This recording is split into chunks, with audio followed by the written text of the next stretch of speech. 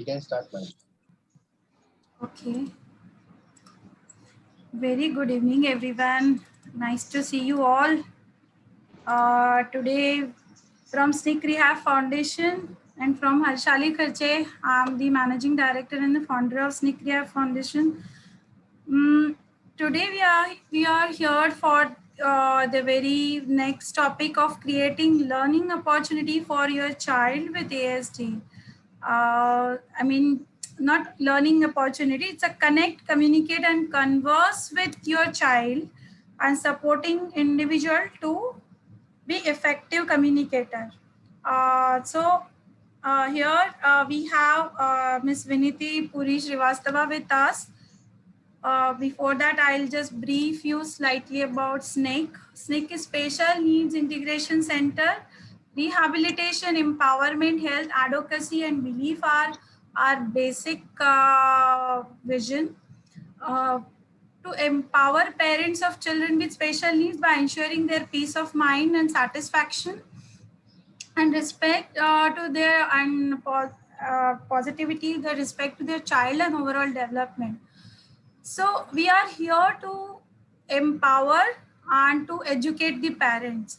So with that, our motto is to set the foundation of parents' body capable of providing resolution to the challenges faced by parents of children with special needs. So for that, we are doing various sessions, and also, as you know, we have introduced our national summit for special need parents in May. So please do enroll yourself for that if you are not done already.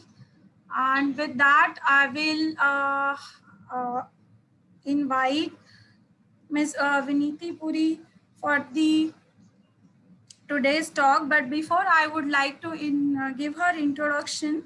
Viniti Puri ma'am is a certified speech and language and clinical director of GIGGS Human Communication Center and a private speech and language therapy center specializing in pediatric speech, language, and social communication deficit, such as autism spectrum disorder and various disabilities. She is skilled health care professional with over 22 years of experience in both clinical and teaching work.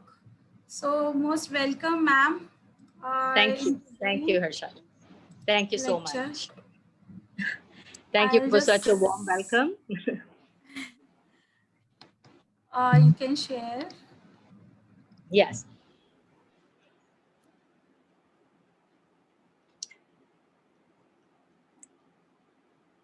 A very good evening to everybody. Thank you for joining us today for the second part of the Connect, Communicate, and Converse series.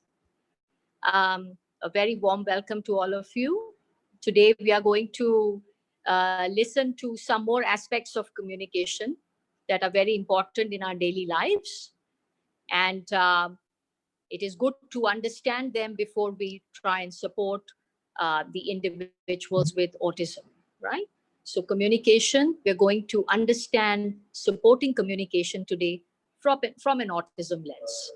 And this is what we are here for today, okay? So before we get started, I'll go through some of the things that we will be listening today and we will try and understand. So some of the things that we would be hearing, you would be hearing me talking about would be about key relationships in communication. Some of the core terms that we always use when we are talking about communication, when we are trying to understand how people communicate.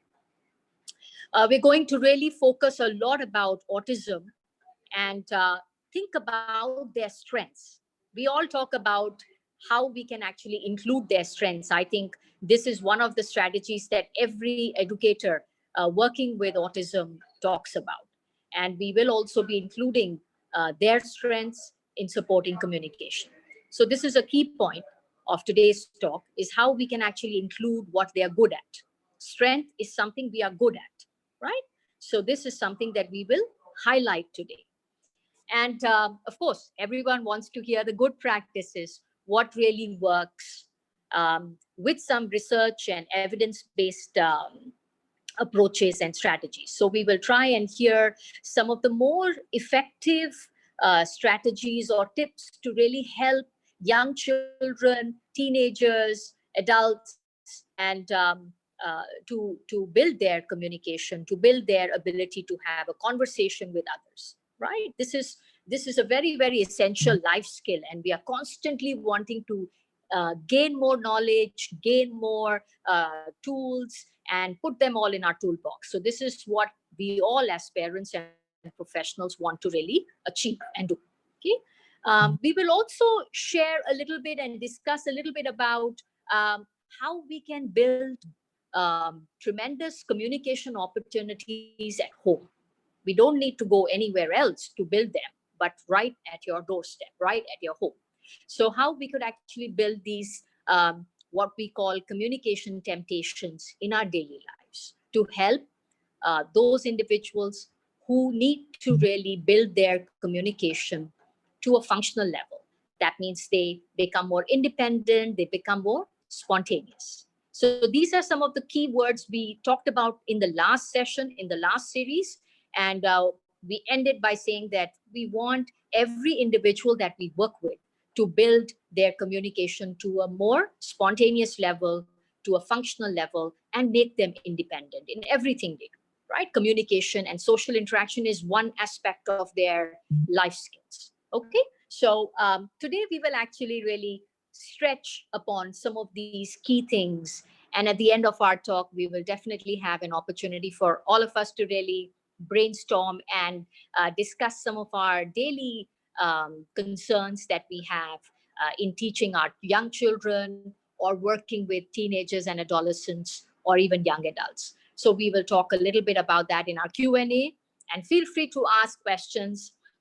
I would like to highlight that we understand the time constraints in a webinar, but that shouldn't stop you from discussing any of your concerns. You may also email me or contact me post this webinar to discuss some of the concerns, or if you have any questions that are bothering you or are concerning you, right? So let's get started.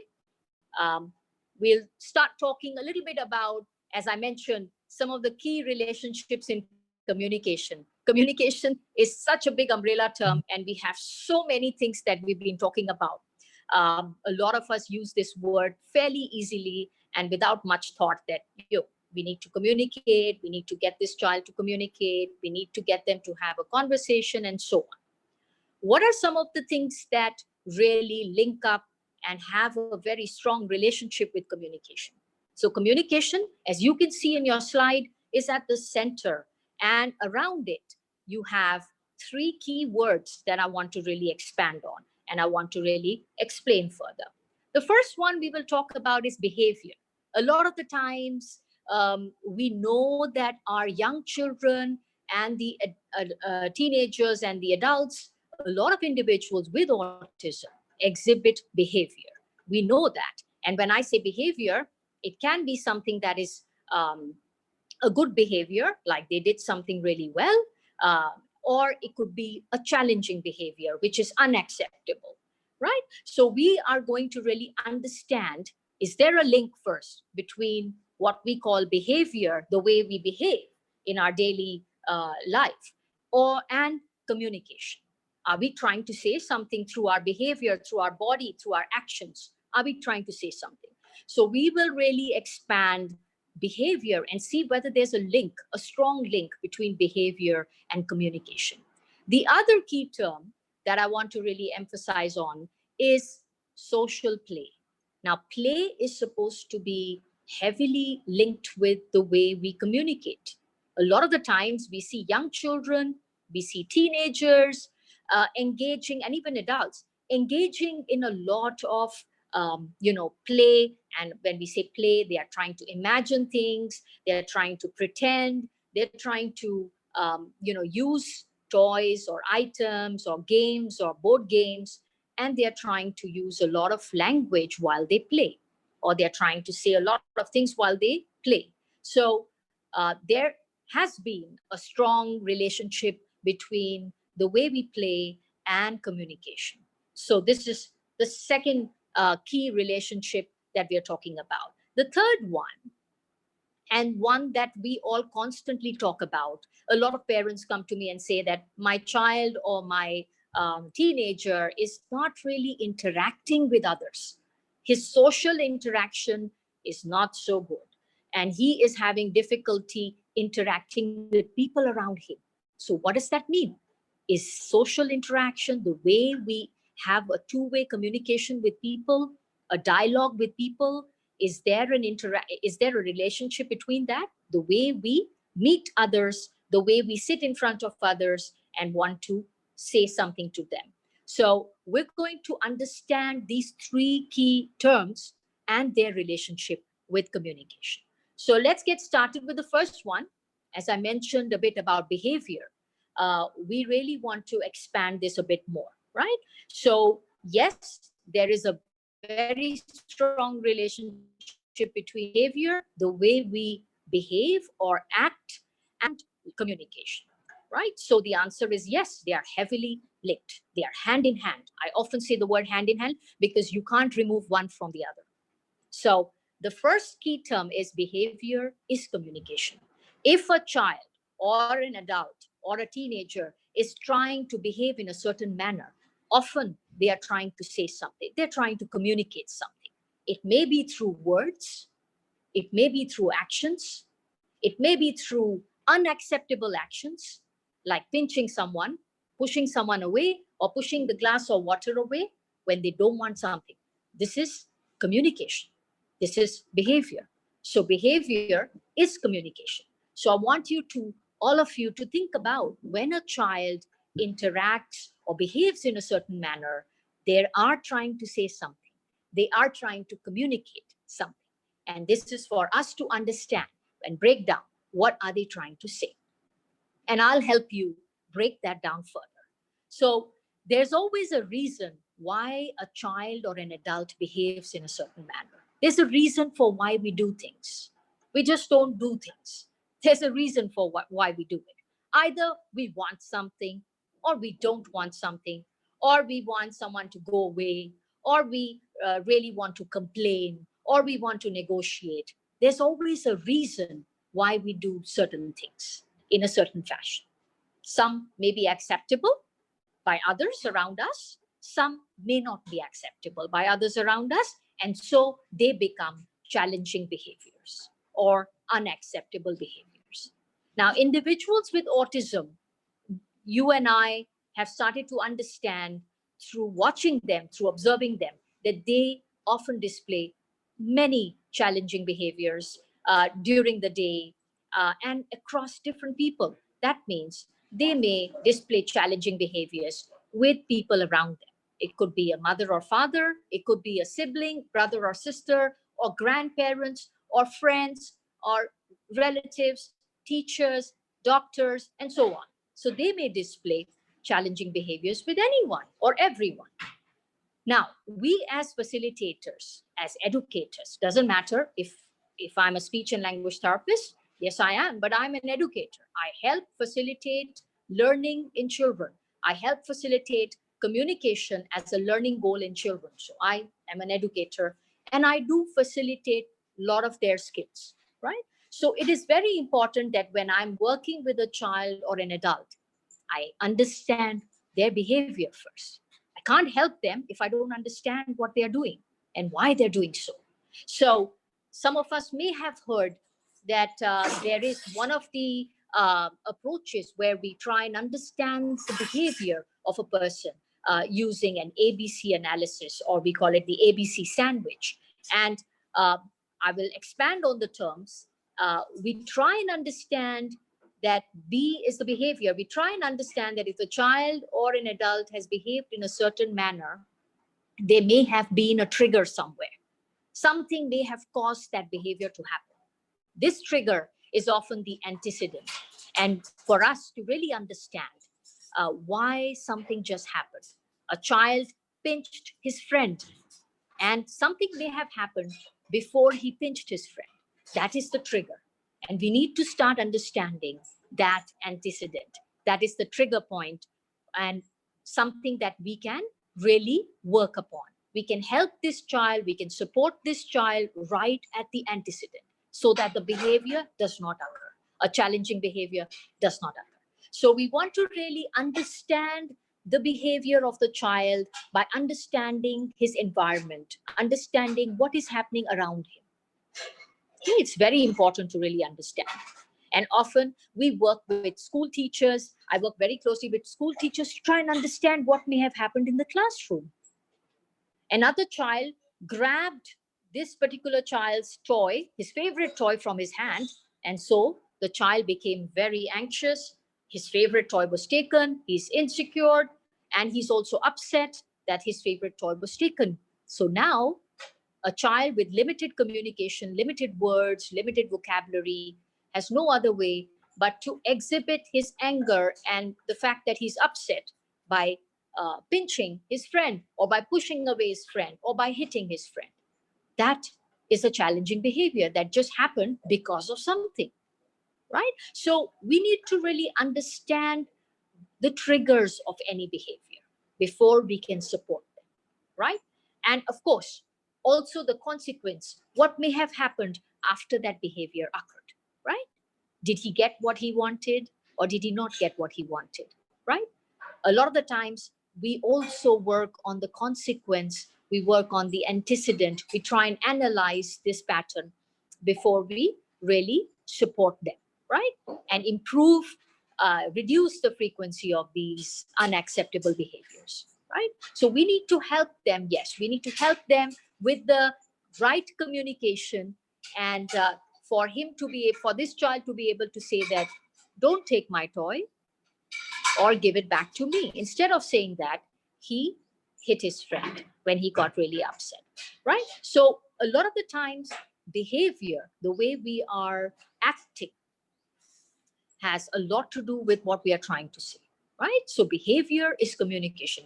If all that you can remember from this slide is that behavior is communication, right? So challenging behaviors, our goal as educators is to reduce them by supporting communication. So we work with young children, teenagers, and adults to help them, give them the words, the necessary vocabulary, the necessary script, if we need to, in order to reduce these challenging behaviors, right? So behavior, as you can see, is hand in hand with communication, a very, very important relationship with communication. The next one we will talk about is social play. As I mentioned, play is fun. Play is something that we do every day. As a young child, as a teenager, and even beyond that, we engage in a lot of play on a daily basis. We need that fun. We need to keep going. We need to keep something happening in our lives that make us happy, right? Individuals with autism are known to have difficulties in the way they play, the way they imagine. And again, when they are playing, they may start to pretend a little or start to imagine, but may have very limited language that goes with playing. If you observe any typical communication child, you will observe that the child engages in a lot of words, a lot of sounds while they are playing, and they are calling their parents while they are playing something, or when they are playing with a tea set, they are pouring tea and they are giving their parents some tea. And what do they say? They say, "Oh, mommy, drink some chai, have some chai pilo," right? They are not playing silently, right? So a lot of our play involves a lot of communication. Again, a very key relationship. We play using language. We play using words. We play using a lot of our body language, our face, our eye contact. We're using all of these things when we play with others.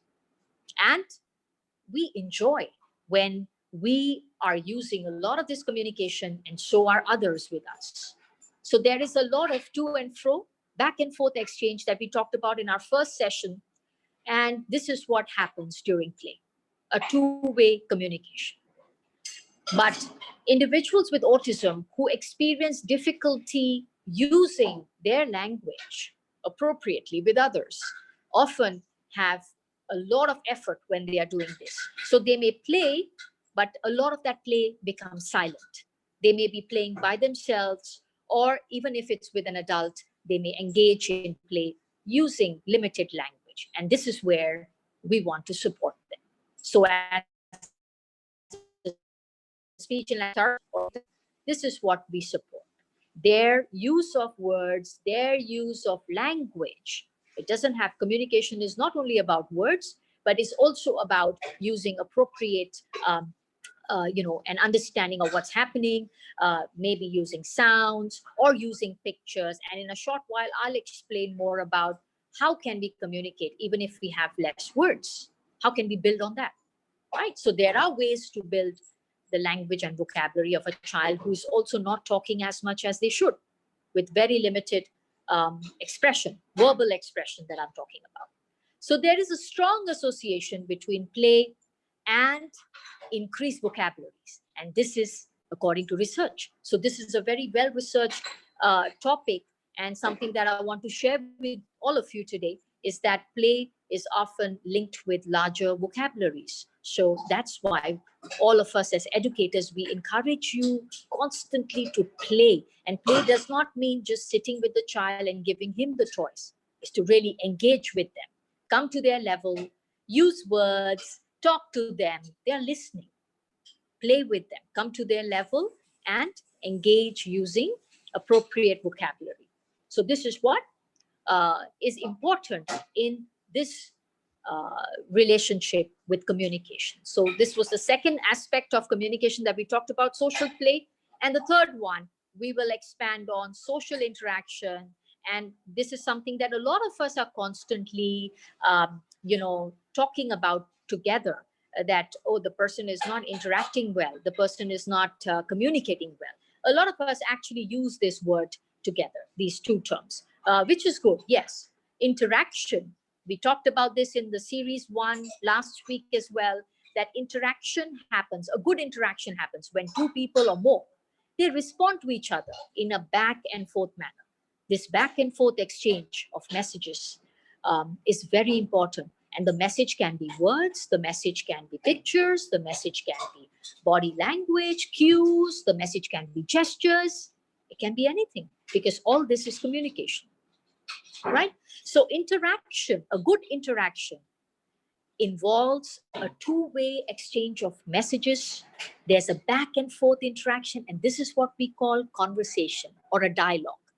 A lot of the times, this is what we want to really build in our individuals with autism. This is a key skill that, and often a very complex one, that we want to really build. So a lot of the times as the speech and language therapist, my goal is conversation. I want to be able to teach this young individual how to join words, make simple sentences, and have a conversation, have a to and fro dialogue with somebody else around him, right? So the dialogue is important. And we know that this can be a challenge for individuals with limited communication. This is where we want to support them. So individuals with autism, coming back to autism, we are constantly thinking about the autism lens today. That's what our focus is. We try and understand that they often have difficulty expressing themselves in a conversation, whether it's to do with the thoughts, having the correct thoughts, having the appropriate understanding, the social understanding I'm talking about, and then expressing their thoughts into words. So this entire process is something that they need support with, right? And some of the very subtle skills that a lot of parents had questions last week also was about teaching them how to talk about a topic. I know some of the individuals with autism can talk about the topic of their interest very well. And that is something that they talk really well. That's great. But we need to constantly teach them how to expand these topics and to teach them how to shift these topics. Because in a dialogue, in a conversation, we don't only talk about one thing, we keep changing according to the person's interest, the people you're talking to, and that keeps changing. So we want to be able to equip individuals with autism with that ability to be able to shift a topic, to maintain a topic. If you're talking about Diwali, we are talking about Diwali, and then suddenly we move on to something else. We're talking about the weather. Suddenly it started raining, and we're talking about the weather now. We need to equip this individual to be able to shift a topic as the conversation flows, right?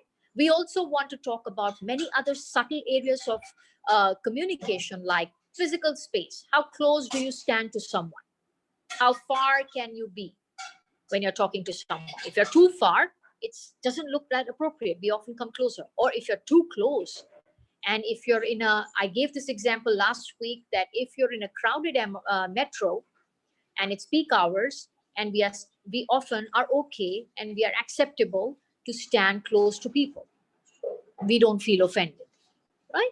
But if it's an empty train, it's non-peak hours, and if someone comes very close to us, we feel uncomfortable, and we often move away, or we look at that person in a very odd manner to indicate our displeasure, right? So we are trying to understand socially about many things that are happening around us. We are also trying to express that. We also want individuals with autism to understand some of these subtle areas of communication. Tone of voice, right? That is something quite hard for some of the individuals with autism to understand the varied tone of voice. They may initially understand when mommy's tone changes. She's now having an angry tone, a very firm tone, and suddenly they look at mommy and they want mommy to be happy again, right? That kind of understanding they begin to have initially. But we need to constantly work on their ability to understand some of these subtle skills and volume. And we talked about that last week as well. And I'll give you some examples today about how we really go about teaching an appropriate voice volume, a vocal volume. Sometimes they can be loud and can be inappropriate according to the context we are in. Sometimes they may be too soft and we can't hear them, right? So we are constantly trying to convey this message to individuals with autism at various stages of their lives, to build their communication, to build their skills in communication, and to make them more appropriate and acceptable, right? So volume is very important. If we can't be heard often, uh, there could be a communication breakdown, our message is not delivered, and there can be a consequence to that, right? So we want to always teach appropriate communication. We want to teach all these core skills as well as all these subtle skills when we are really working with communication. So there is a lot to really look into when we are talking about communication. So again, social interaction, communication, something that is hand in hand, and one of the key relationships in communication. So we've just talked about key relationships, and I hope all of us are beginning to really understand these key terms, and there's a lot to think about.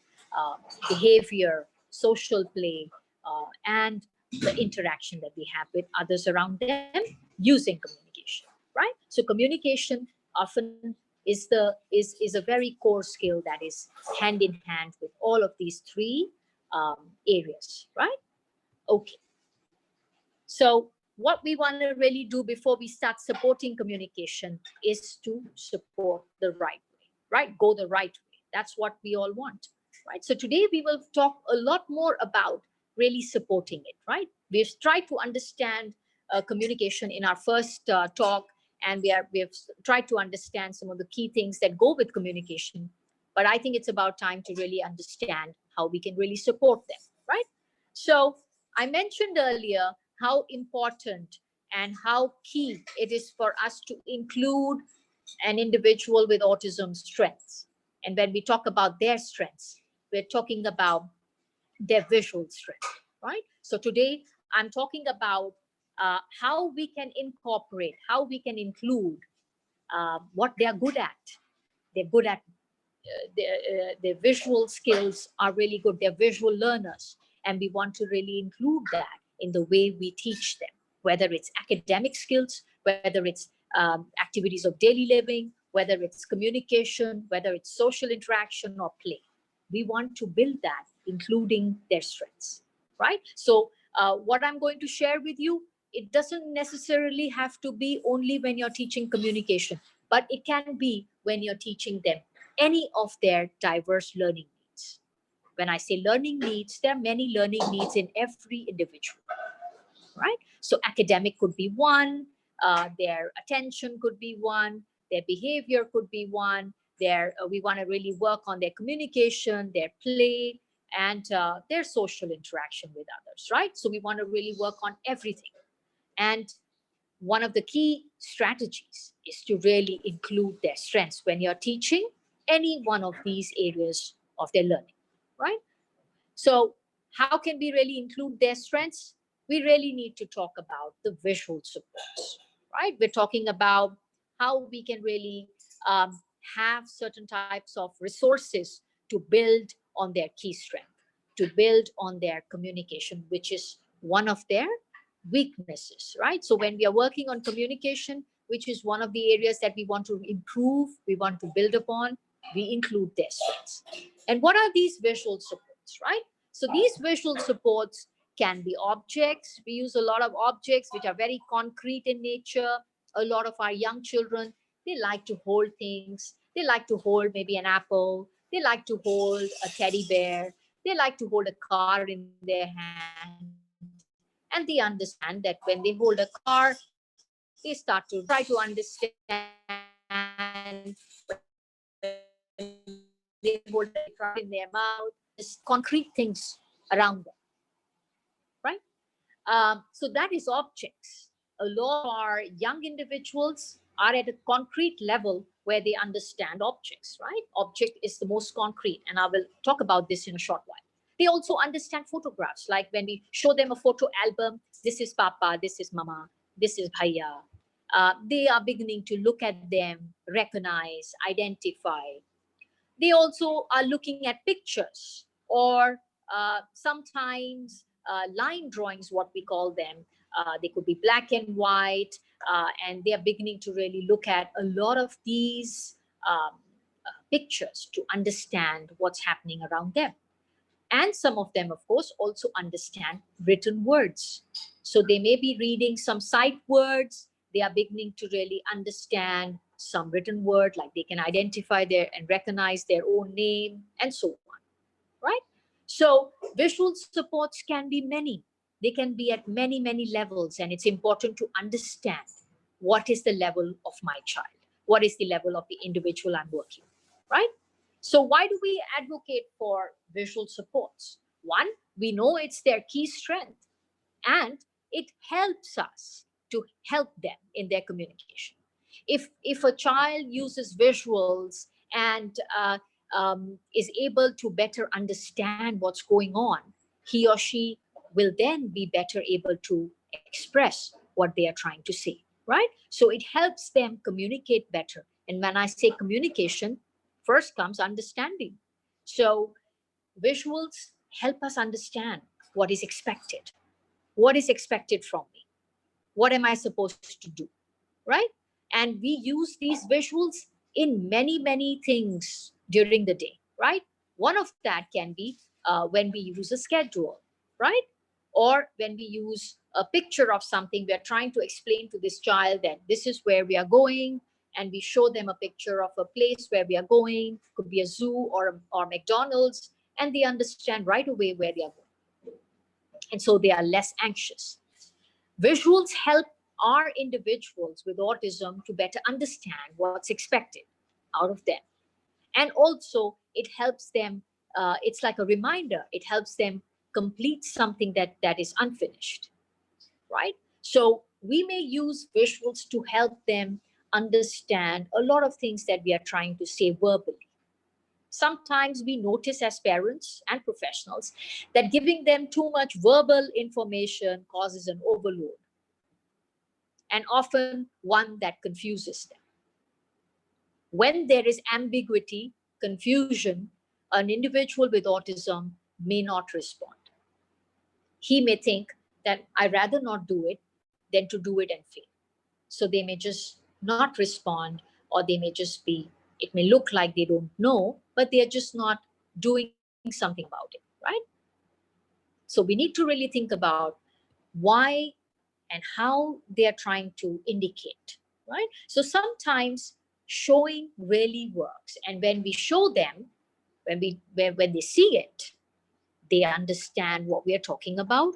It's very clear and it relays a message right away. All of us are visual learners. I would like to say that if you look at your environment, if you look at your surroundings, we have a yellow box for taxi stand, right? We often organize our shopping lists by writing them. We have visual reminders on our phones to remind us of things that we may forget easily, right? We have visuals all around us and we use them, right? So we constantly engage very quickly with visuals. We all do so, right? So, but more so an individual with autism, because that's their strength. So it helps them understand what we are trying to say, and it's a lot more clearer for them, right? A lot more easier for them to really understand what's going on. So adopt a lot of visuals while you're teaching, while you're working with them, and while you're explaining things at home, right? So it's very important when I'm talking about using visuals to teach communication. It's very important to understand where do we start. A lot of therapists in India and elsewhere sometimes may think about where do we start. And when I say where do we start, we are thinking about how does this individual understand best. We need to check their understanding. So every parent right here, I want you to think about that when think about your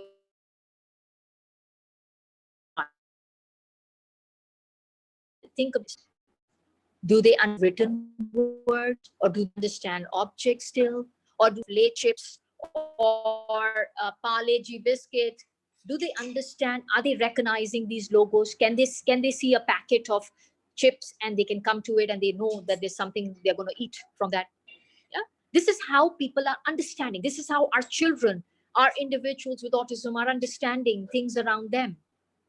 Do they understand photos? And as you can see in this slide, this is a photo of a slice of bread. This is the logo of Lay's chips. This is how it looks. Do they understand picture symbols, which are line drawings? So as you can see, object is the most concrete, and we are always moving towards more abstract pictures or words.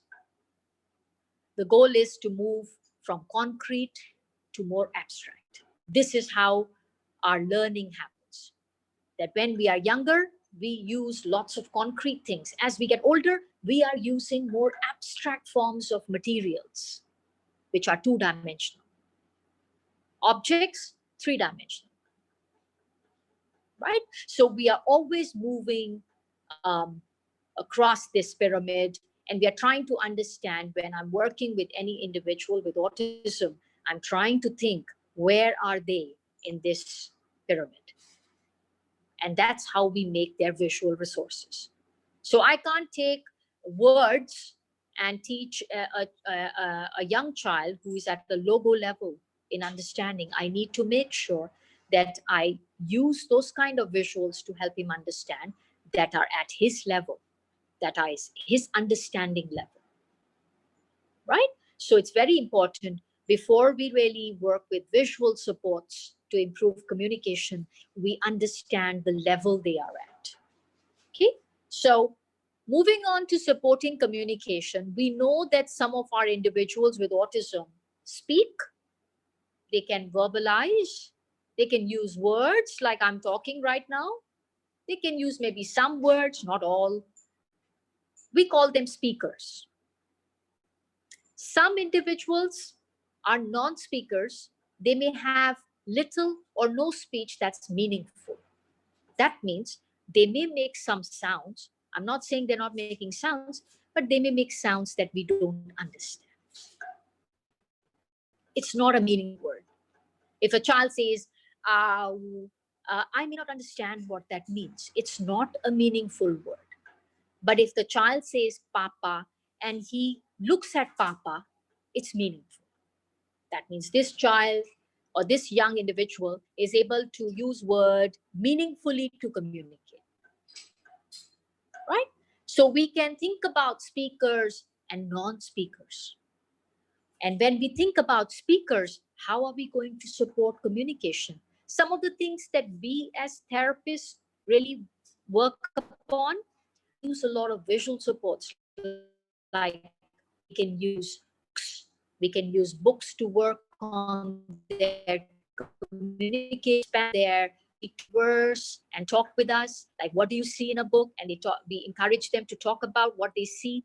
And we encourage them to talk about, I see something, I see a lion, I see a zebra in the jungle.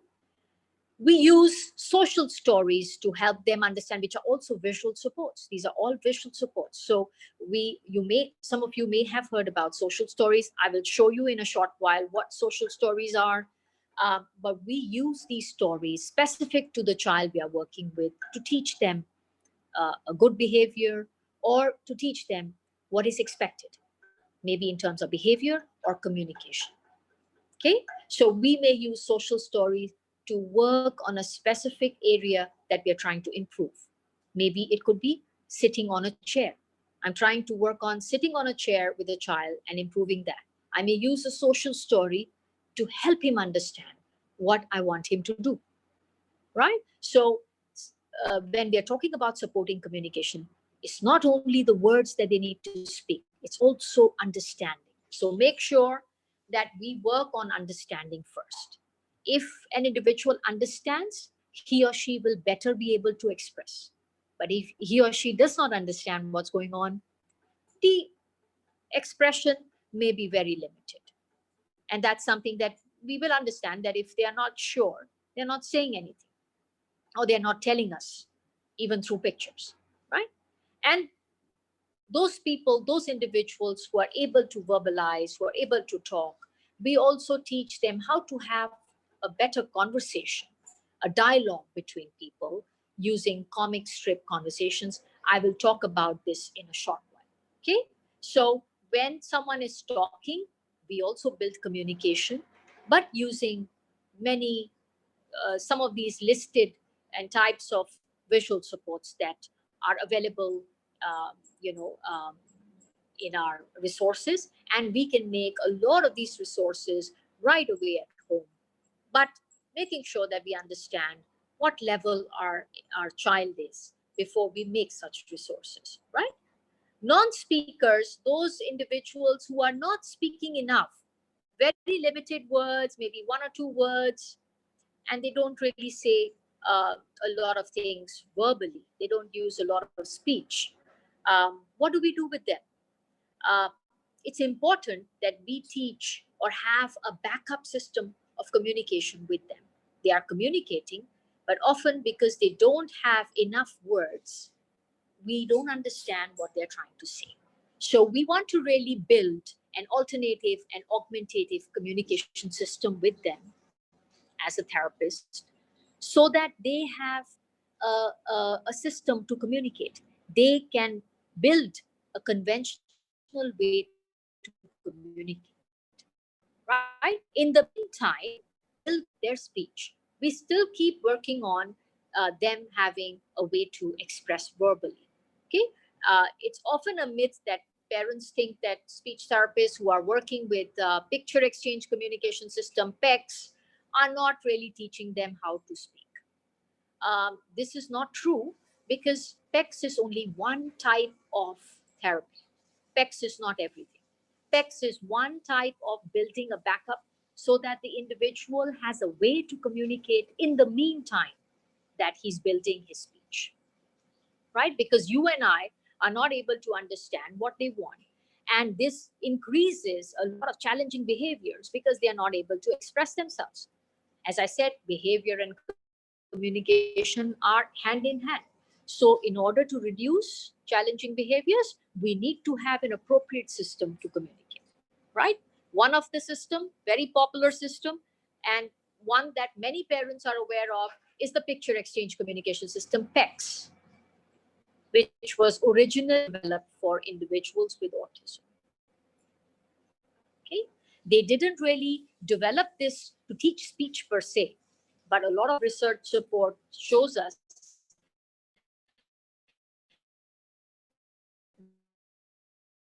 that working to build understanding, start to really use a lot verbally as well. Also building their ability to speak at the same time.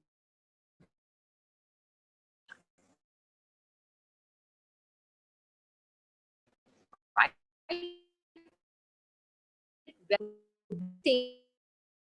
Also know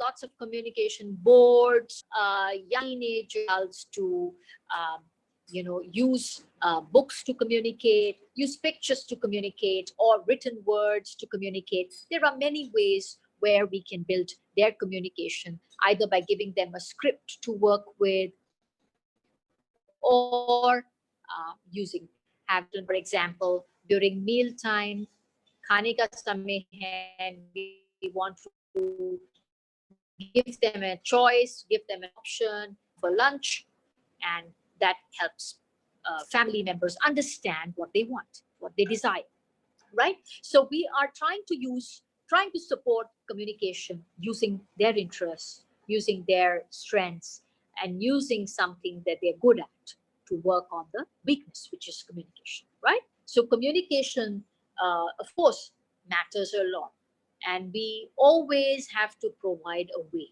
to help them communicate, right? Words may be an effort now, but we need to break it down, give them the necessary tools like the visual supports we talked about to build their understanding, and also eventually to build an appropriate ability to express themselves, right? So I will show you some of the visual supports that I'm talking about. They look like this. A lot of picture books, we call them communication folders. As a therapist, as a parent, I want to ensure that a young child or any individual with autism has a communication folder and has lots of pictures in it, depending on which level they are, of course. And I put a lot of these pictures, I categorize them: food on one page, family members on one page, numbers on one page, animals on one page. And this is the way they build their vocabularies. So just like you and I have a vocabulary and we speak them out, we use words, and we actually are able to speak the words and speak these vocabulary words. An individual with autism who does not have the necessary words as of now, we build their vocabularies using pictures. And so each one would have a communication folder to work with. Nowadays, we also have a lot of apps that we can use to build their communication. And I will share with you some of these apps that are in the market. And one of the advantage of these apps is that, one, we have a lot of smartphones and we have high-tech devices nowadays. Second, we are able to also have many pictures, and they are not bulky. But if you were to carry a communication folder, it can get heavy because we are constantly expanding our vocabularies. Vocabularies are not constant; they're always dynamic, changing. And of course, it should be. We should constantly add more words because language build hona chahiye, right? We need to constantly build language and vocabulary. So this constantly increases. So a lot of need-based communication, at need-based communication level, we need to really work with a vocabulary set. We need to give them a lot of visuals to help them build their communication, to build their understanding of what they can ask for and what they can get, right? At the bottom of this page, you can also see a sample of an emotions meter, which can be used with individuals with autism to help them point and indicate how are they feeling today. Are they happy? Also, or are they sad? Use an arrow which they can move according to how they are feeling today, right? So these are some of the needs that we build in communication right away, right? And some more examples of visual supports include having a schedule, teaching, and again, a schedule is visual, using their strength and teaching a child what will happen next, teaching them to anticipate, teaching them to predict. Aage kya hone wala hai? What will happen next?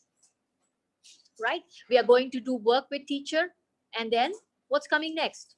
Some of the individuals with autism can be anxious. They're not sure what will happen next. What are we going to do next? I need to know. Please tell me, what will we do next? A child can get very anxious. They are not able to focus. They're anxious. Mommy, teacher, and so they will be better informed. They will be more mentally prepared as to what they need to do, right? Sometimes we also use a first then schedule, which can be used for a child or a young individual who is finding it very hard to sequence a lot of things in his mind. So we may just show him, first we do this, then we will eat snack. This child is very anxious. वो रुक नहीं रहा है. He's finding it hard to wait. So how are we going to tell him? We're going to use a first then board. Tell him that first we do this, first we have circle time, or first we have work, and then we will have snack time. Okay? And you can also put a picture of his favorite snack. If he likes fruity, let's put a fruity there. Or if he likes Lay's chips, let's put Lay's chips there. And by doing that, do you think a child with autism, a young individual with autism, understands what's going on and what's expected? Yes, it uses his or her strength. Showing is a lot more easier than just telling them to do it, right? So keep that in mind. Adopt a lot of visuals as much as we can. Nowadays, a lot more easier with smartphones. We can always show pictures, a lot more easier. Okay, like you can see some of the rules in class. They're class rules. If I want a student to know what is expected in communication or speech class, I do have a class rule which looks like this on your screen to help him understand that you need to be quiet. And when I say quiet, doesn't mean that you be quiet in speech class and don't talk. No. But if the child is talking about something else that I'm not talking about, it's out of context, then I may show him quiet and redirect him to what I'm talking about, right? Quiet doesn't mean that the child has to be quiet in a speech class and should not talk. Quiet is to reduce that unacceptable behavior because of communication that we want to reduce, and help him focus on his work or whatever he's trying to do. Okay? So there are many visual rules like wait. If a child finds it hard to wait, or an adult finds it hard to wait, we've been telling always, wait karo, ruko, wait karo, and we keep repeating, it's not working. Show him a visual like a wait card. Make a wait card, give it to him, or flash in front of him and take it away. Okay? There are a lot more visual supports. For examples, social. There is one social story in front of you, with personal space. Teaching an individual, a young individual with autism, how to maintain a more respectful space between people. When I talk to other people, sometimes I stand too close. I need to remember to step back and leave some space. We can also specify how much space, 1 arm distance or 1 feet away.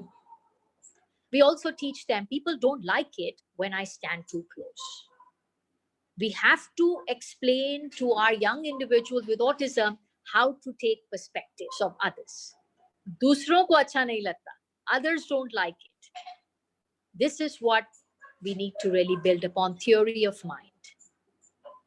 Okay, so lots of social stories on the internet, and a lot of these social stories are by Carol Gray. Some of you may have seen them on the internet, or may have had resources. You may have written your own.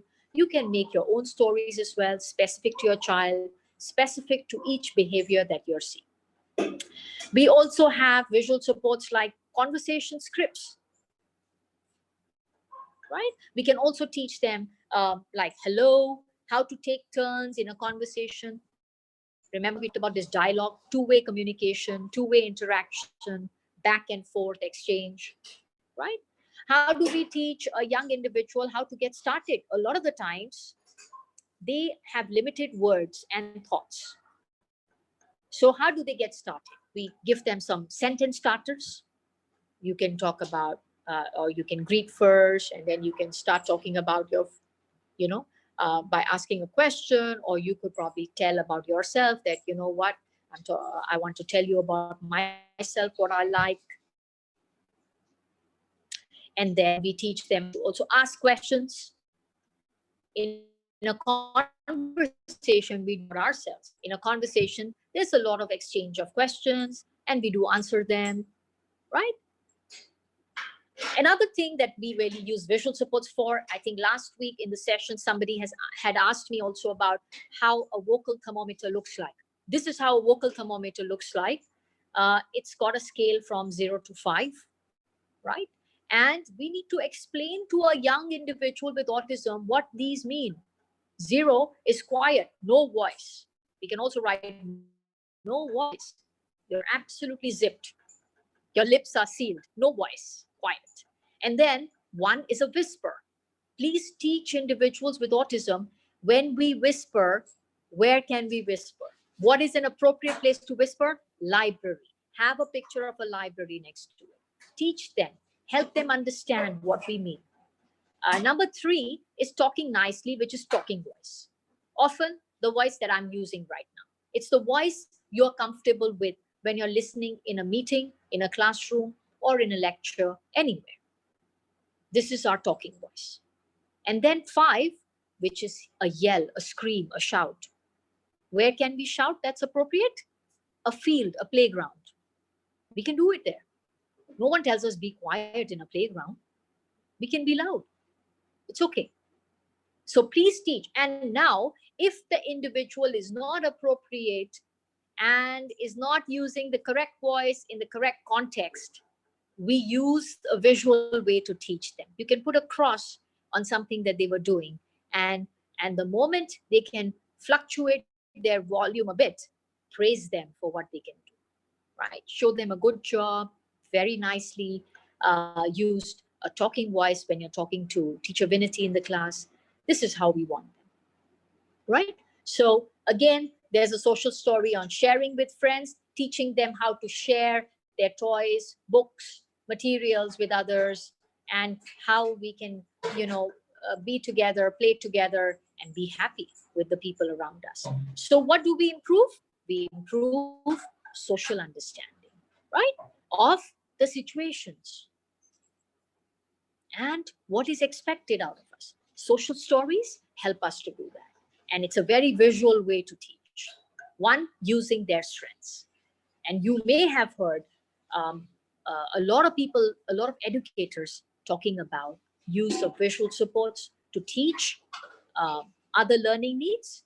And today I'm talking about using visual supports to teach communication. Another one is a comic strip conversation for individuals who are more advanced. And we teach them how to have a simple conversation. As you can see in the slide, on this slide, that this is like a conversation between two people. And it uses stick figures to teach very simple conversations, but visual, using their strength, right? So we teach them, what do we say in a conversation? We greet first, hi, hello, how are you? Oh, teach them how to make a compliment. I like your shirt. And then he says, thanks. Oh, where did you get it from?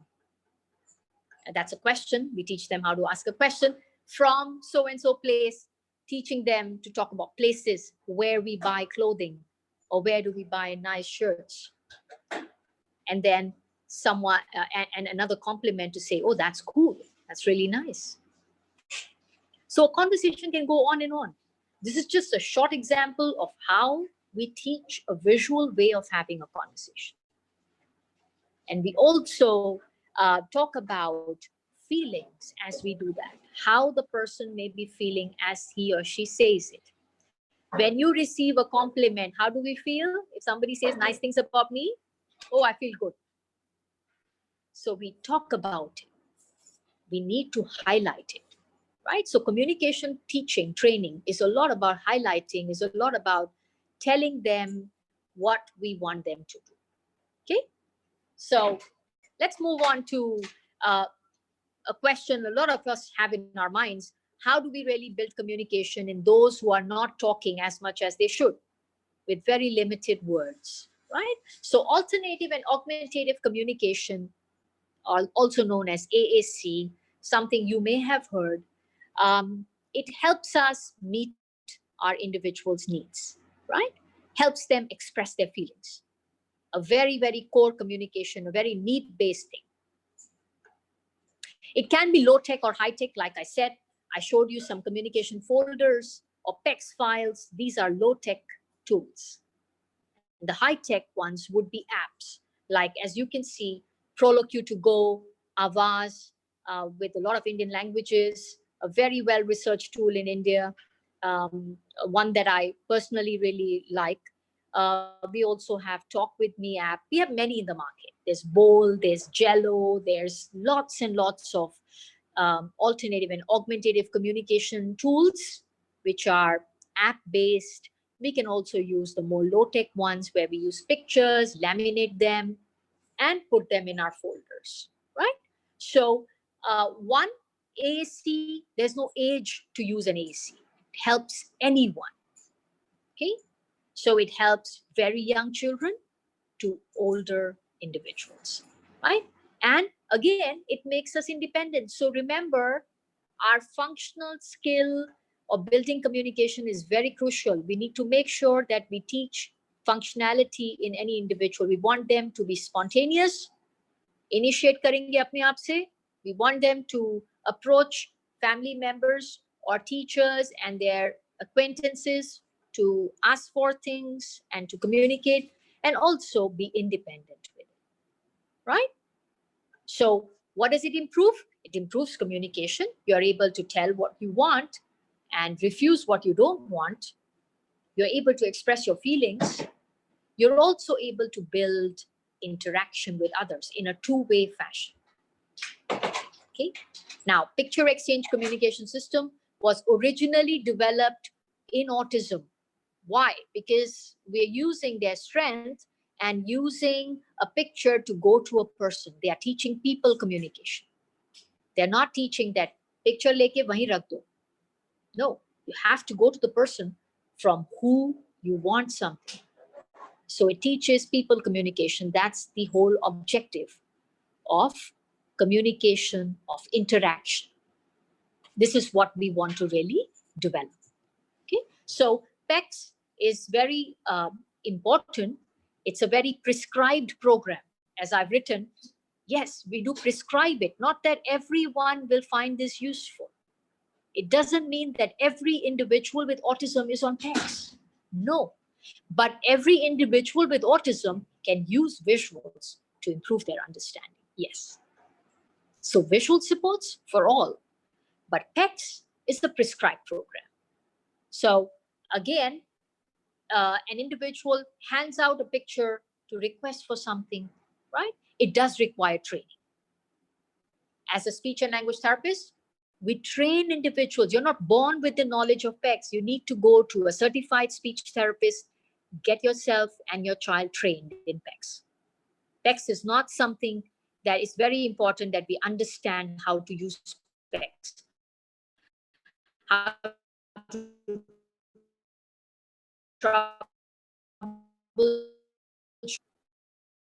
if we do. It improves very objects.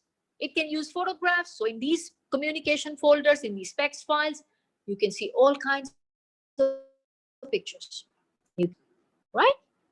And most important, it teaches us to be spontaneous and functional in our communication. Okay, so I would say that every individual has a right to communicate and a right to be understood. This is very important. We need to respect them. We need to respect each individual with autism that they understand us and we understand them. Very important, right? So in order to, if we are having a very good intention to help them, please make sure we do have the necessary support in place to understand them first before we help them, right? And every child, every individual has a right to do so. Now, I will share some good practices which are very well researched, and I'm sharing some research, so there is evidence on what I'll be saying. And it is something good to really hear and to try and implement in what we do. Okay? So some of the good practices, one is home talk. We call it talk to the individuals, talk to young children at home during the daily routines. Build a context that's very natural. Like you're watering the plants, talk about it. What is mama doing? Watering plants. Pour the water. If the individual is advanced, is able to understand why, we use a why question to reason out why do we water plants? Because plants need water. Right? So we talk about what the routine of cooking to talk what's happening. Look, mama is cooking rice, or mama is cooking dal.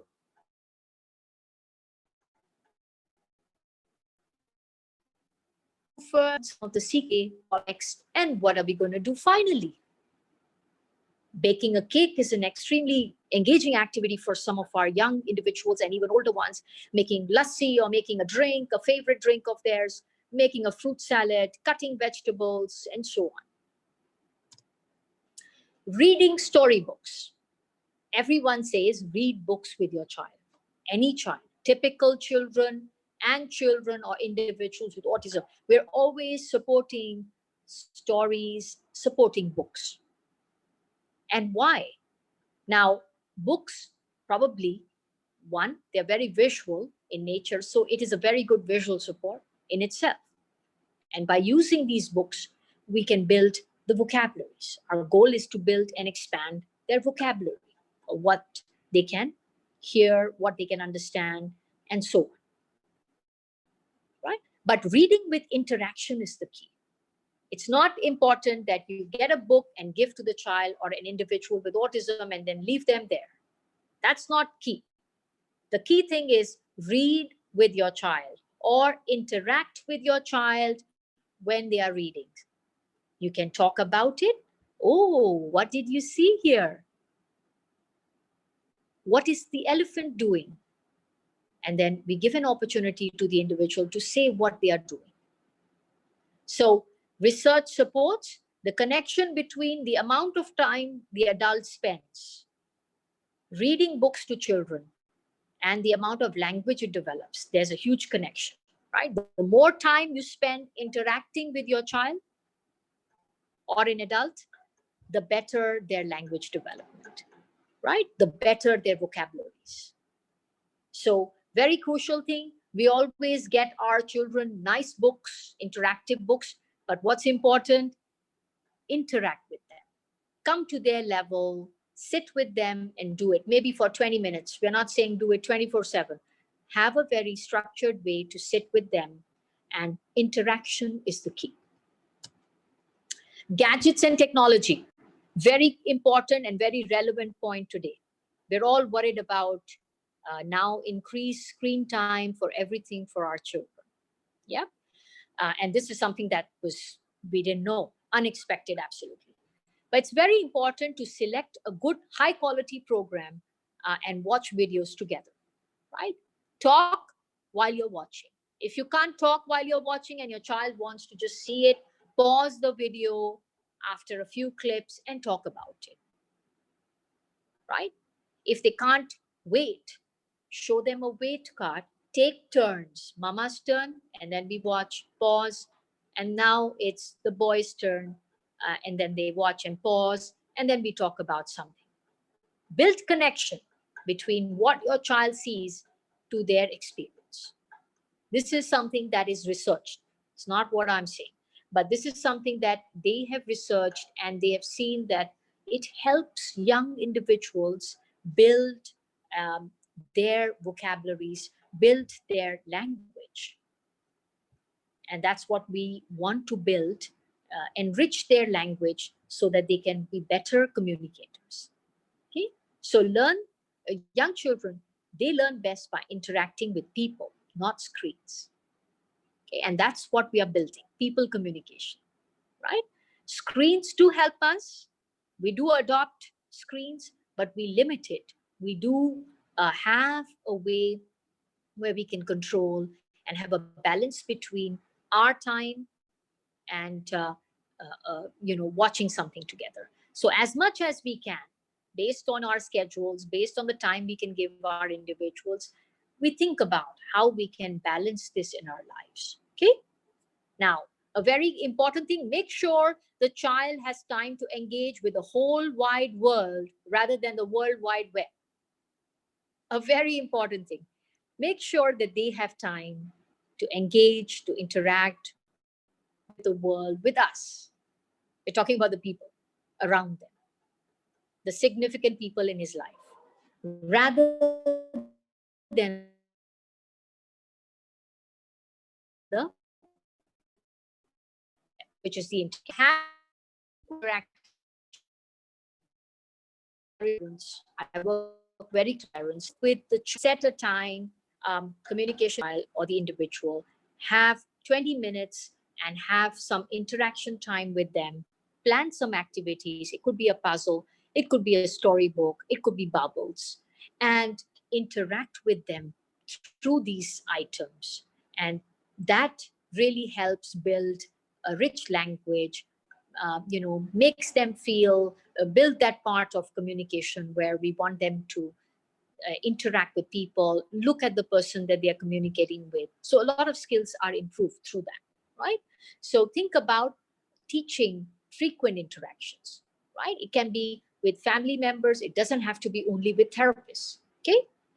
Now, school talk, a lot of us have recently found that our schools have come home. So when I say school talk, we're talking about what the teachers talk, teacher discourse.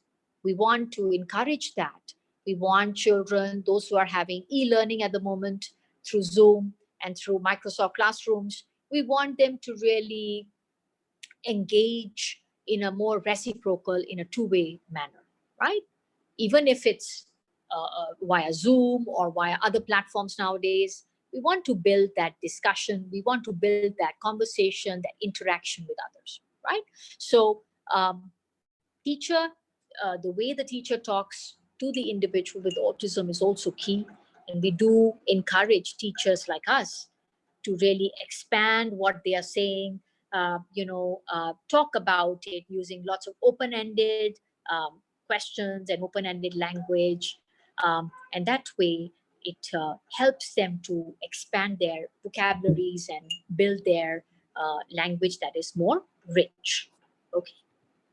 Now, the everyday routines, I've been talking about that, stay home and build language at home, build communication at home. But a lot of you may be thinking that what do we do at home that can be useful?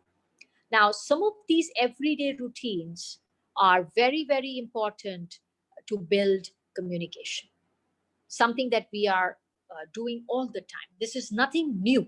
This is something all of you are doing daily, right? Or if not daily, you're doing it every few days.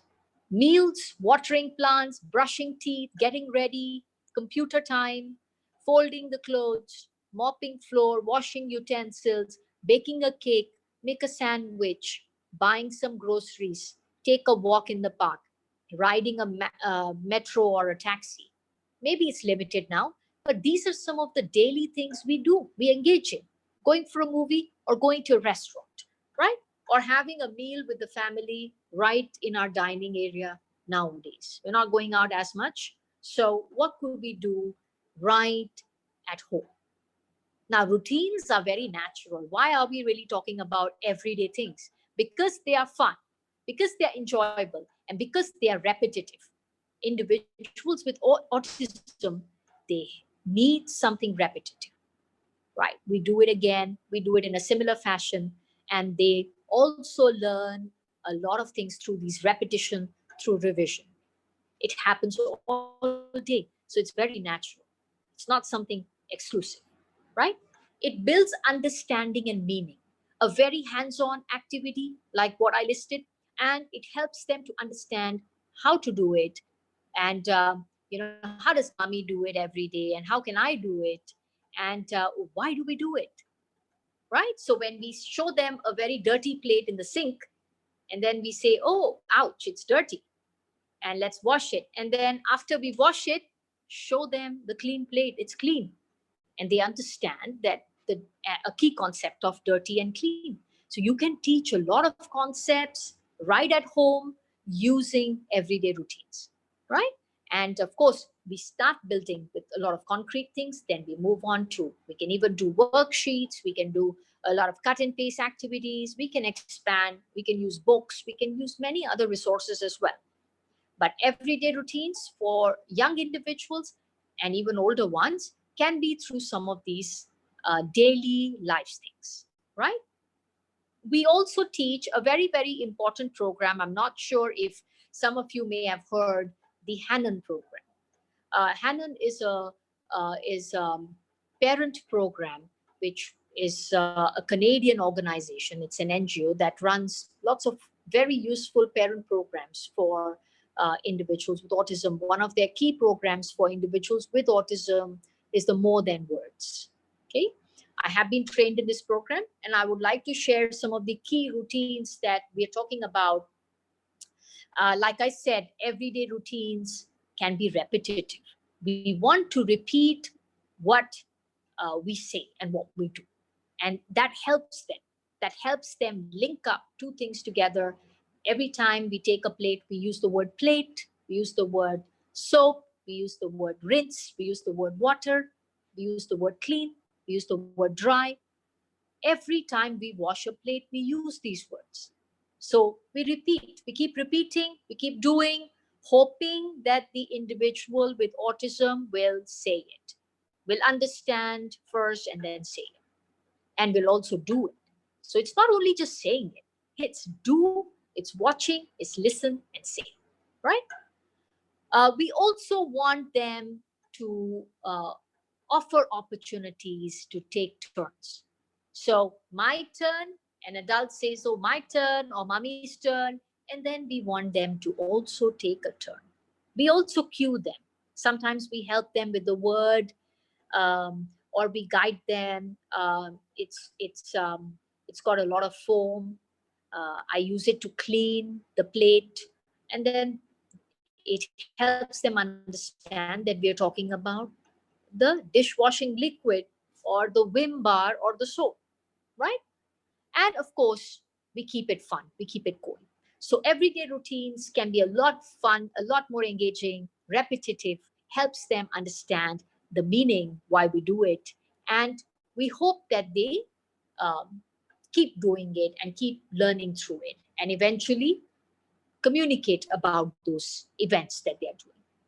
Now, some of the things that we need to remember when we are at home doing some of these everyday routines is that we want to speak in a very simple language with our children. So keep your language very simple. When I say simple, I'm talking about be clear. If you want them, if your child or the individual understands simple instructions, keep it simple. One step instruction, keep it one step, like take the bag. If the individual can understand longer instructions, take the bag, put it on the table. Then we give them a longer instruction. If the individual can follow complex instructions, take the bag, go to the bedroom, put in the cupboard. Then we give them a very long instruction, right? So we need to understand the level of the child, how they follow instructions, and give it accordingly. We talk about what we are doing as we are doing it. Okay, so if I'm doing something, I talk about what I'm doing, the action. Let's take, if you're baking a cake, let's take the flour, sugar, eggs, mix it. Okay, we name the objects, we label the objects so that the child or the individual understands what the different objects are. Spoon, bowl, a baking tin, and so on, right? We imitate sounds in the environment. Like if there's a bell ringing, we can say ding dong. Oh, who's there? Kaun aaya hai? We encourage the child to pay attention to the doorbell, to the environmental sounds. Some of the environmental sounds around us are bell, cooker, telephone ringing, and so on. We also always give opportunity to individuals. It could be a young child, a school-aged child, or a preschool child, a teenager. Give them opportunity to join in. Pause. Encourage them to complete fill in the blanks. Where is the broom? Do you know where is the broom? I can't find it. And then we encourage them to say, it's in the kitchen. The person says kitchen. Provide choices. Give them a choice. If it's free play time, give them a choice. What would they like to do? Provided aap wo choice de sakte hain. Make sure as an adult we can give those choices. We don't book swimming pool if we can't bring them swimming. खाने के समय पे choice देंगे. We give them a choice when they want to eat something, when they want to watch TV, they can choose. We keep adding language about the taste of the food, what we smell around in the house, what we like, the ingredients. Let's make a fruit salad. What are the things that we need to make a fruit salad? Oh, we need an apple, we need an orange, we need a banana. Let's go and get it. We highlight the words. This is all language. Why I'm talking about these words? Because this is the language that we need to build in our individuals with autism. This is all the language, the grammar, the plurals, the pronouns, adjectives, cold, hot, tall, short, thin, thick, clean, dirty. We want to teach them all these words. We also want to teach them how to have a conversation, taking turns, talk about feelings, how are you feeling today? Explain why we do something. Why are we ironing the clothes? Why? Let's take the iron. Mama is going to iron some clothes. And you can help Mama do it, provided we are allowing the child to hold the iron and it be safe. But we also explain why we are ironing the clothes. Why do we iron clothes? Because they are wrinkled. It's not nice. We can even use visuals to show them what wrinkled looks like. क्या सभी बच्चे wrinkled समझते हैं? It's an abstract concept, wrinkled. Sharing information, what's next in a routine, right? So we are teaching so much in language, so much in communication. It just goes on. The list goes on, right? So some of the takeaways from today, I would say, our second talk in building communication, building a connect, building conversation, is first to build a connect. Engage with the person with autism. Get them to not only look at you, but to be with you. Connection is not just looking at someone. Emphasize the words, emphasize key words. Interpret for your child, add lots of words, add more words. And usually one of the big tips is don't ask too many questions. Often when adults work with children, we end up asking lots of questions. Tell me, how was school today? What did you eat? How did you come back? What did your friend do today in school? Lots of questions, non-stop. Balance it. For an individual with autism, be careful that we don't overwhelm them with questions, which can be a lot more effortful for them to answer. We balance between questions and comments. Oh, you know, I had chapati for lunch. What did you have for lunch? It's a balance. I had a comment before I asked him. Give individuals time to respond. Every individual needs time to process. Please pause. Maybe count till 5 before you cue them or help them answer.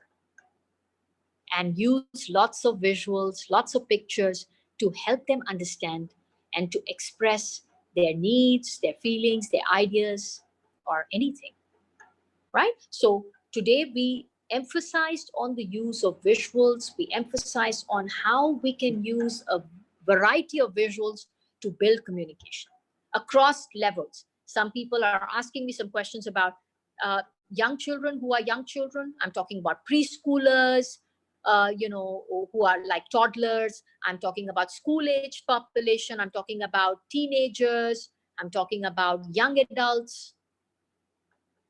I'm talking about adults and older individuals, of course. We use simple language with them, simple words, simple sentences that they can understand. So it's important to know their level first. And that's why in the first part of our talk, last week, we talked about understanding their communication style first. What is their style? Then you support it. There's no point supporting without understanding where they are. Okay? And of course, not to forget that our individuals with autism, they are looking at us constantly. They do need a lot of praise, a lot of encouragement. So it's absolutely free of charge. Give them a lot of social praise. I personally adopt a lot of social praise as compared to edible reinforcement like food or a chocolate or a toffee. Because by doing that, we only let the child perform with that and for that chocolate, only for today. If the chocolate is not there, the child does not perform. So we hope that the individuals with autism can work for you irrespective of edible reinforcement. They can also work on a day that there was no chocolate, right? And we begin with working with social praise. It can be a high five, it can be a stamp on their hand, it can be a good job, a thumbs up, and use everyday routines to teach communication, like what I just mentioned, doing the laundry or doing the dishes. And that really works. Last but not the least, it's very important that we all understand that it takes a village to support an individual with autism. What I mean by that is that it is very important and key to work with everybody around us. And I'm talking about the professionals, I'm talking about parents who know their children the best. We all need to work together and to best support an individual with autism and make them effective communicators, right? Classroom teachers are also often, to me, a very important resource person because they work with children, they work with individuals on a constant basis, on a daily basis at times, and they know them well enough, right? So it's very important to really join hands and work together. We are all in the boat together. It takes a village to support them. And we have to effectively collaborate, we call it, with others to better support them, right? So this is something that I would like to emphasize, that we work with all the key people in their lives and to better understand them first before we attempt to support them, right? So this is something that is very key and something that I want to highlight in our talk today. So this is all that I had to share for day 2. Hopefully we have more lined up and to really expand on in terms of building specific communication skills and key strategies on how to build their communication and expand them.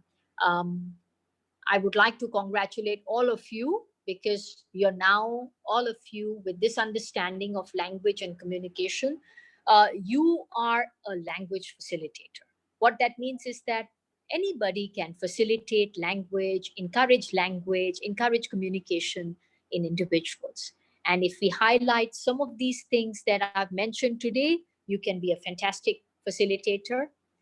Yes, we do work and collaborate with a certified speech and language therapist when we are not sure about what our next steps are. This is bound to happen. So you can always contact your speech and language therapist, the one you're working with, or you can always write to me if you have any specific questions about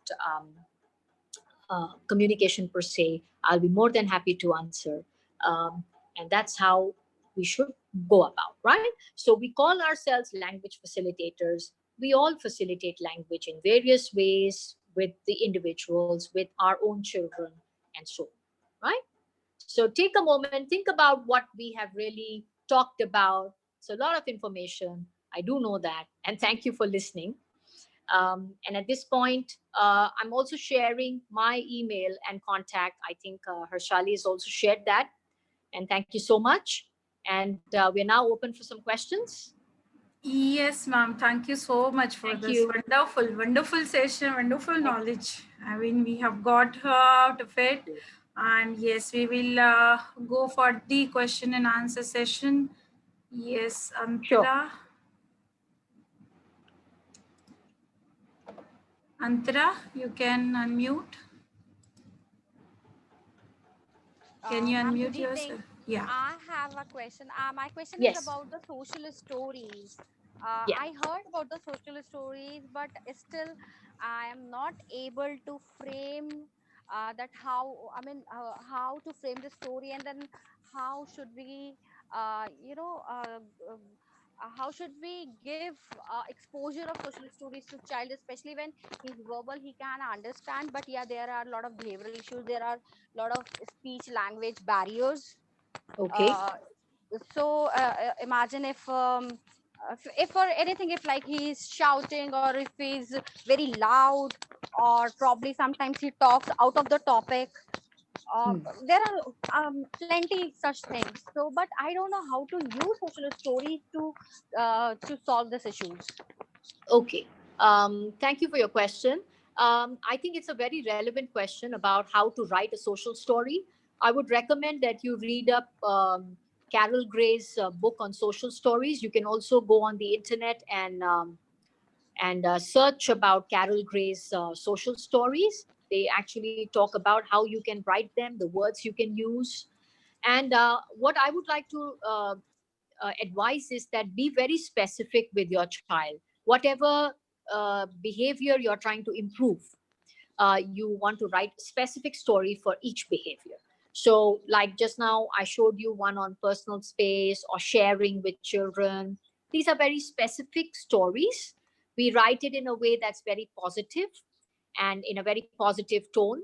And try to be very specific. You can use, if the child is able to read and understand, good, you can just write it and the child understands. If you feel that you need to improve his understanding further, you can use some pictures also together with it, or you can draw it on the whiteboard and explain as you are saying it.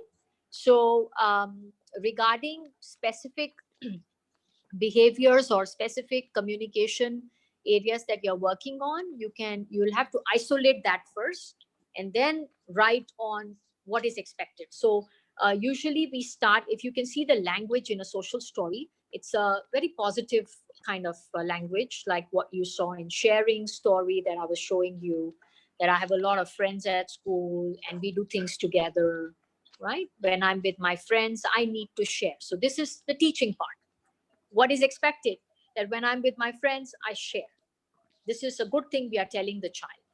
And then you also use a very positive tone in your writing to tell them what they must be doing. So I can give them a turn, I can wait for their turn, and I can also, and this makes my friends happy, right? I can also let them play with my toy. It's okay, right? So we are giving that child an understanding that it's okay to do all these things and slowly, indirectly shape his behavior, indirectly shape his understanding. And at the end, we always have a concluding line that where we are actually saying that it's lovely to play together. I like it when we all play together. So it ends in a very positive note that this is a very Should general end one. with the thing which we really, I mean, actually expected behavior. Yes, Yes, Okay. yes.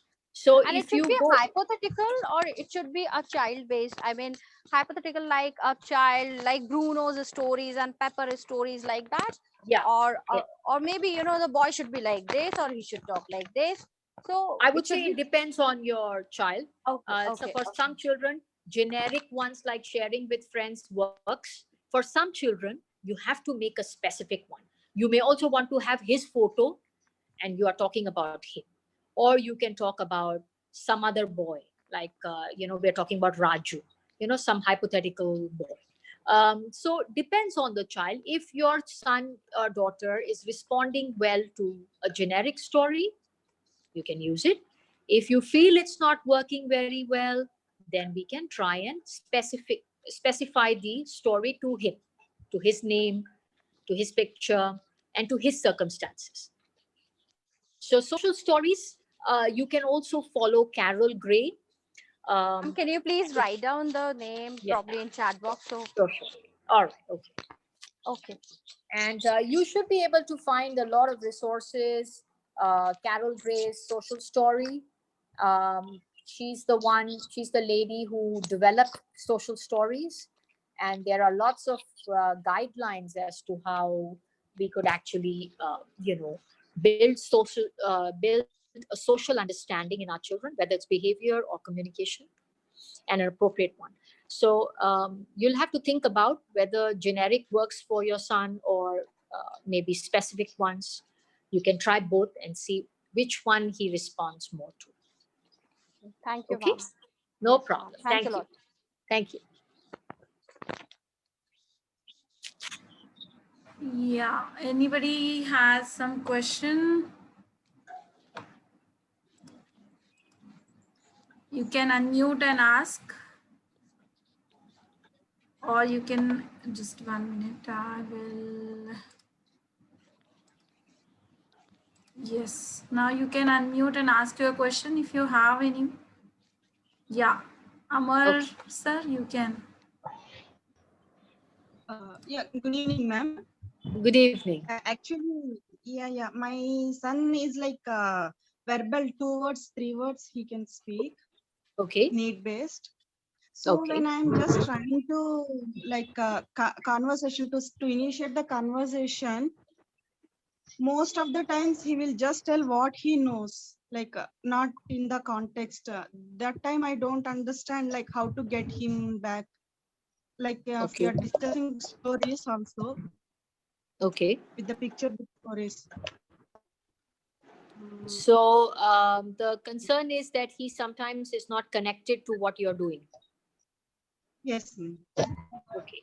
So let's think about when, that's why it's important to have a time where we interact with the child. So using some resource, like maybe if you take a storybook and you want to talk about storybook with the child, you want to, let's read a book together.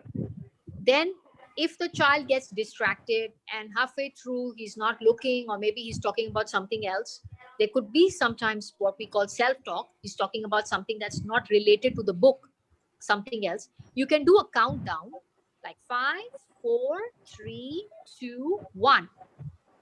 Redirect him to the book again. If you feel that he's not showing too much interest in the book, we can adopt some figurines, some toys related to the book. Like it could be animals, or it could be any manipulatives or toys relating to the book. By doing that, you are keeping his interest, and you can also then ask questions about the animals or what's happening in the picture. So we can encourage him to relate, using objects first towards what we are doing.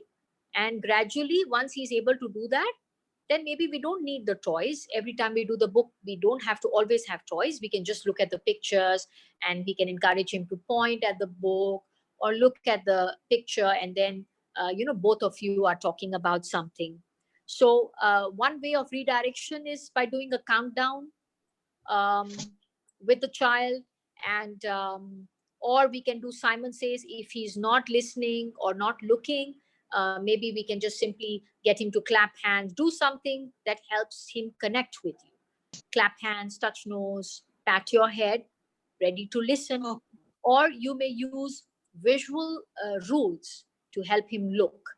So you may show him a picture of look, and then he has to look at the book. And so this is a way we need to structure him. We need to guide him. And you can start doing it. Of course, we have to be consistent. If we are using visual rules, visual supports, we have to be consistent before we see an improvement, before we see that, yes, it's working. Okay? thank you. Yeah, thank you. Thank you. Thank you.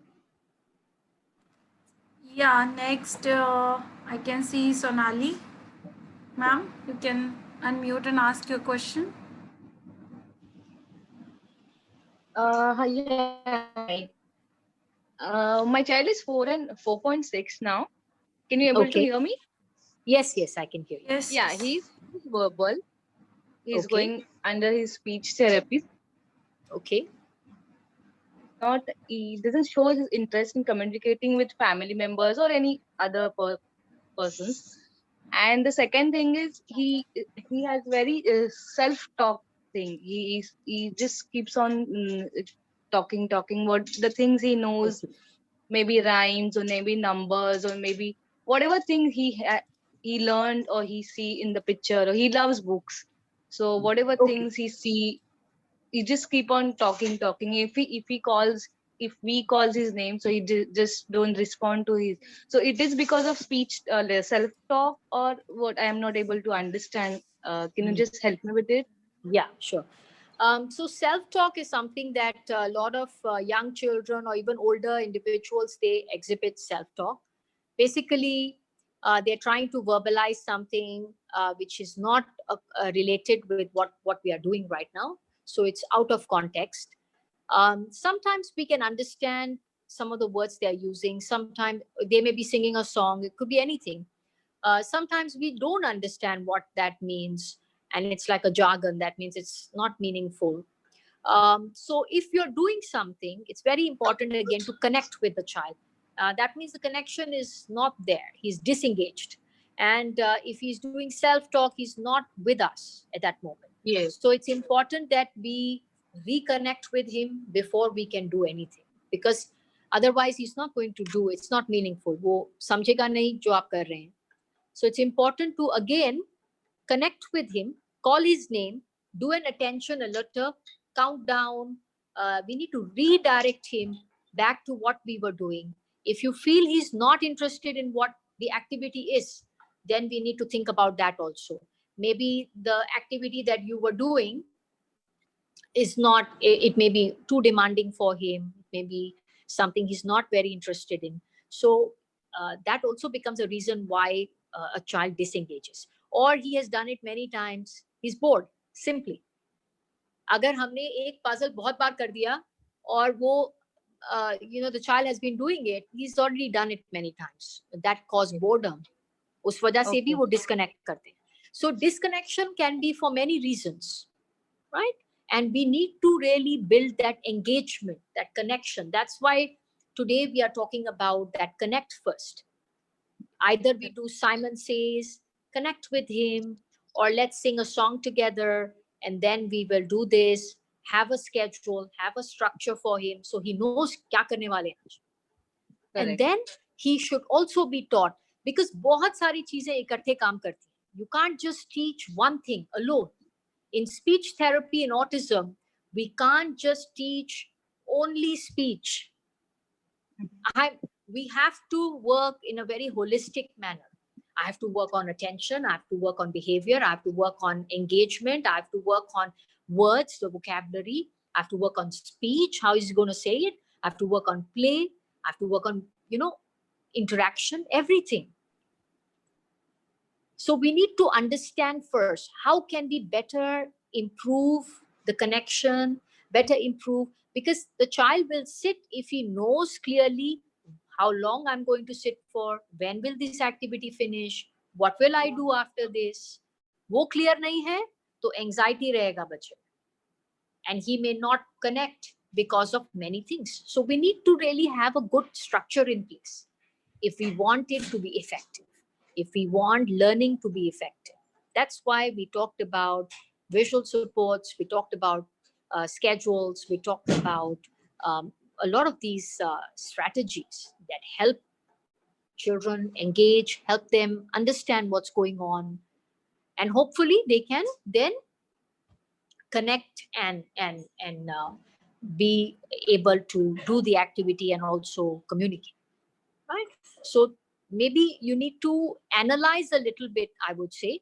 Try to analyze, when he's disengaging, or when they self-talk, what is he doing? Is it because the activity is too demanding? Agar difficult hota hai, if it's too much effort, also children disengage. So please think about, agar bahut difficult ho gaya hai, for that child, we need to understand, then also they may not be able to pay attention, or it may go out of context. So we need to really think about what is the child's understanding. Jo maine activity kiya hai, is it helping him? Is it pitched at the right level? That's important. Otherwise, whatever we plan, aapne bahut effort kiya, aapne activity banaya, but the child is just not able to connect. So connection ke bahut sare reasons hote hain. We need to analyze, we need to think about it before we can support it. Okay? Okay, ma'am. Thank you. Thank you. Thank you. Yeah, next, Suchita, you can unmute and ask your question. Good evening, ma'am. Good evening. Are there apps available in the market or on the internet which will help in this context? Social storytelling apps. Right. They're not ready-made apps, but you can actually make a lot of apps specific to the child. Visual resources, there are lots of websites that help you make resources. Like there is one called the do2learn.com, which helps you to make a lot of visual resources. So they're very specific ones. We do have apps a lot for the alternative and augmentative communication, like Avaz and Proloque to Go. Those kind of apps are there that we can use. Plus, there are many other visual resources that are paid and also not paid version on the internet. So we need to watch out. कौन सा paid है, कौन सा non paid है, which is free of charge for people to use. But I would say that ultimately, whatever resources you have, you're able to make a very quick social story to teach specific behavior right away at home. And you can draw, you can write your own, you can even print them out. Agar aapko generic chahiye, you can print them out. So have a look at some of these Carol Gray's social stories on the internet, and then see whether you can use some right away, ya aapko kuch banana padega. Some you need to make on your own, because it's specific to your home, your child. Yeah. Thank you, ma'am. Thank you. Thank you. Yes, next, Aparna Anup, ma'am, you can unmute and ask your question.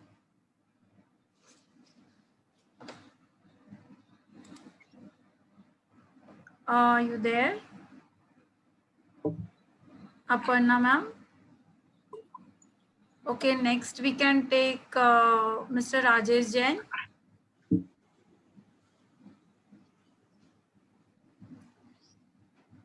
Mr. Rajesh Jain. Okay, Avneet. Unmute Okay. now. Okay, Madam, okay. my daughter's son is around 3 years old.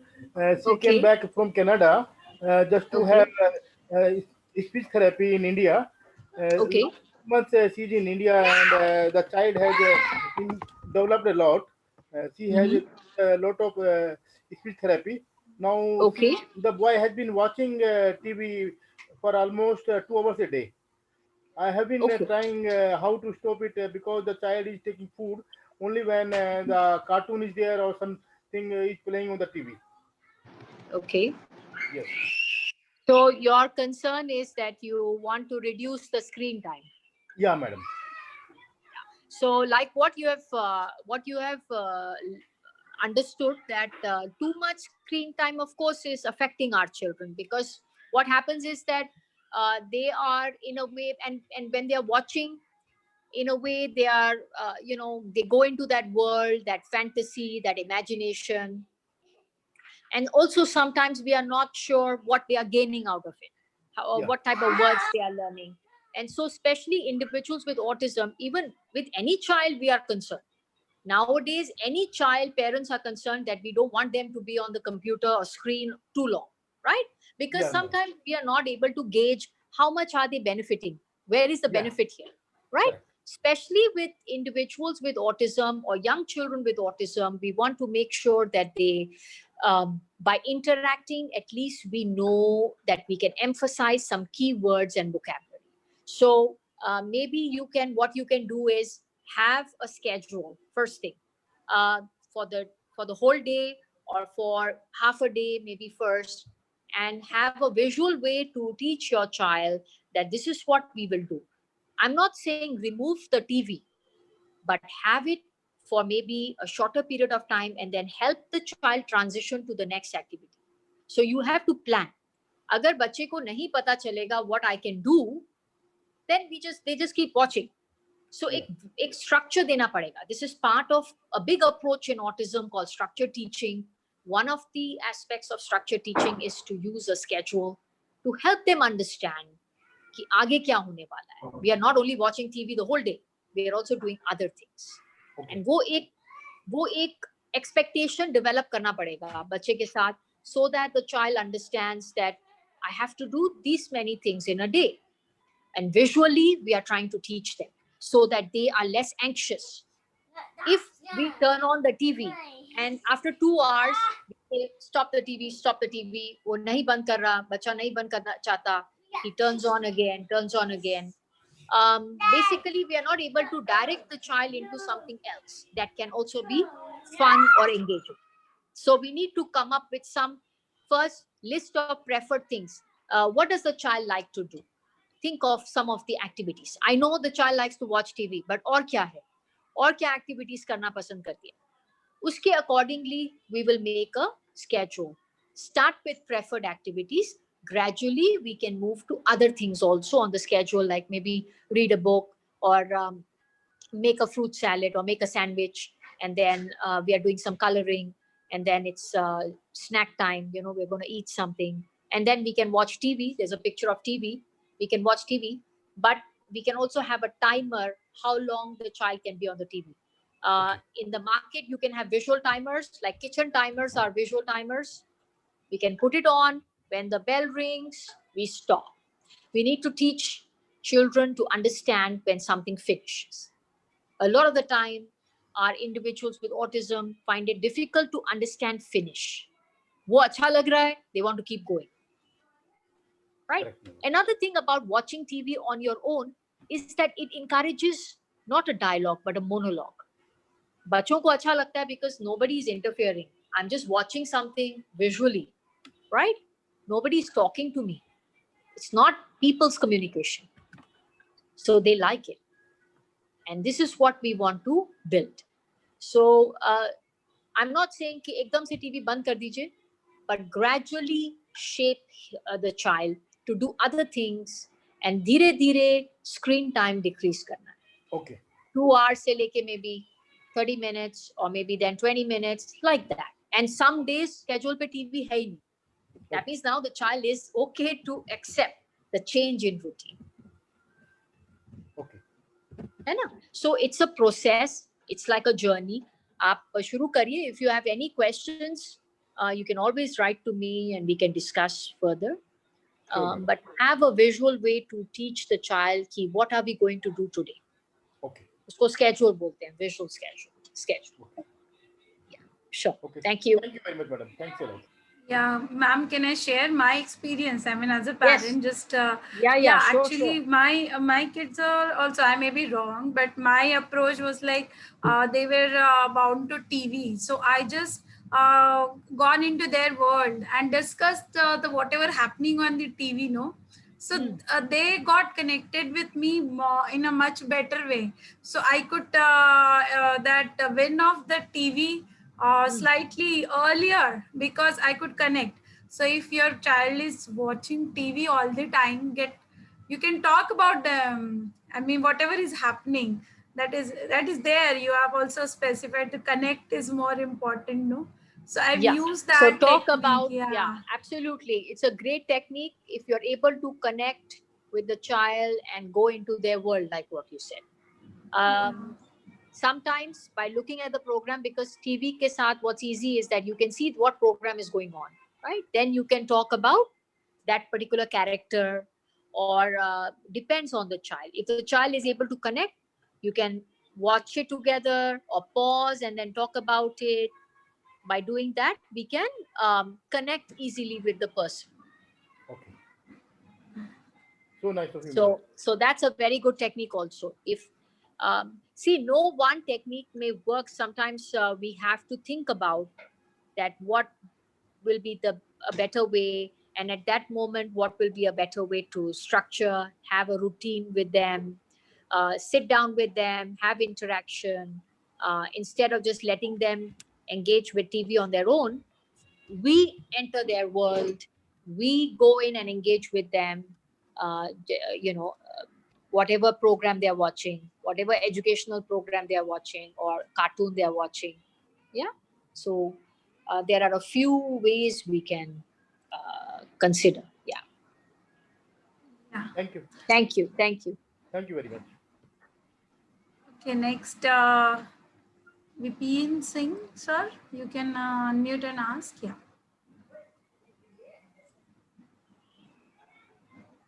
Yes, you can unmute.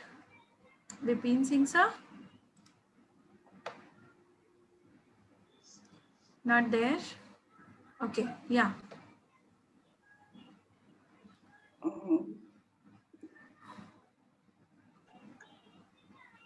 We can't hear you, sir.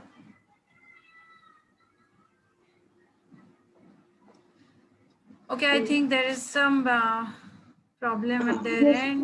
ma'am. Okay, Yes.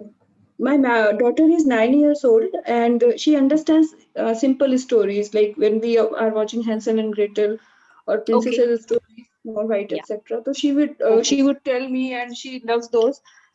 So she would, in her words, she would tell me, retell again and again. But with longer stories, like I played Inside Out yesterday, but she was Okay. not able to understand she did not understand the connection between those shiny balls of emotion and what is going on in the life of Riley.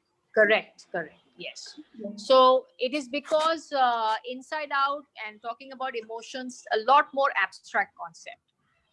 So we need to really maybe first initially build understanding of emotions, the vocabulary and what it means, the situations that make us feel that way. All that we need to visually help them understand. So we need to side by side maybe keep working on improving. This is concept teaching. So you need to teach the concept of emotions at some point. If you are Ma'am, playing a game like Inside Out, or you're watching the movie, then the understanding will be better if we also at the same time simultaneously work on emotions, uh, build that understanding. Yeah. yes, ma'am. Actually, in real life, like she is able to communicate with me that when she is angry or disappointed or Yeah. disgusted, ये these Okay. emotions are there and वो use भी करते हैं ये words at the Okay. right place. तो Okay. वो चीजें हैं, बट उसको जो लॉन्ग स्टोरीज होती है मूवीज में वो समझ नहीं आती है, जैसे सीन चेंज हो जाता है, या एक दिन है फिर सेकंड थर्ड डे या कुछ टाइम के Okay. बाद क्या हुआ. Okay, so that concept is slightly different. It's very good that your daughter is understanding complex emotions like disgusted, irritated, frustrated, and a lot of synonyms Yes, ma'am. also of different emotions. Very good. The whole movie or a long story is very sequential. So, what happens is that if we are telling her verbally, then there's a lot of information, there's a lot of auditory information that she has to hold, she has to sequence, whether it's auditory and visual both. She has to listen, she has to sequence it, what happens first, what happens next, what happens then, and what happens finally. And then she probably can have an understanding. because she's not able to hold all the information together. This is called auditory memory, an ability of our brain to remember uh, what was said earlier. Usko hold karenge, and then we hold it, and then we keep adding more information, and then we can remember that at the end of the story, all this I had heard. For some children, the ability to hold in their minds is harder. You can help them by visually organizing it. So you can, whatever story she's doing, create pictures of it, of every scene, and help her sequence in a 6 to 8 sequential manner, like maybe 6 pictures for the whole story to start with, and then gradually make more. So you are helping her sequence the story, hold the information that helps her to retell the story. Retelling a story or an event is also a communication goal. So usme, all this she will find it useful.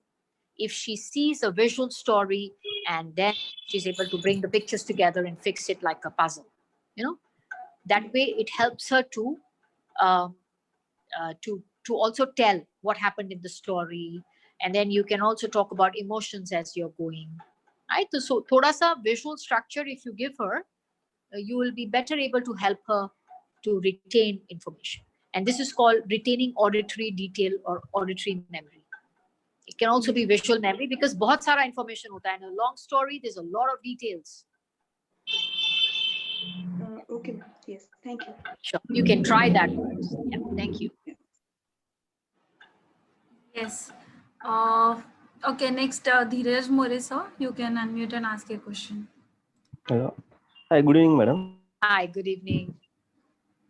My son is 4.5 years child.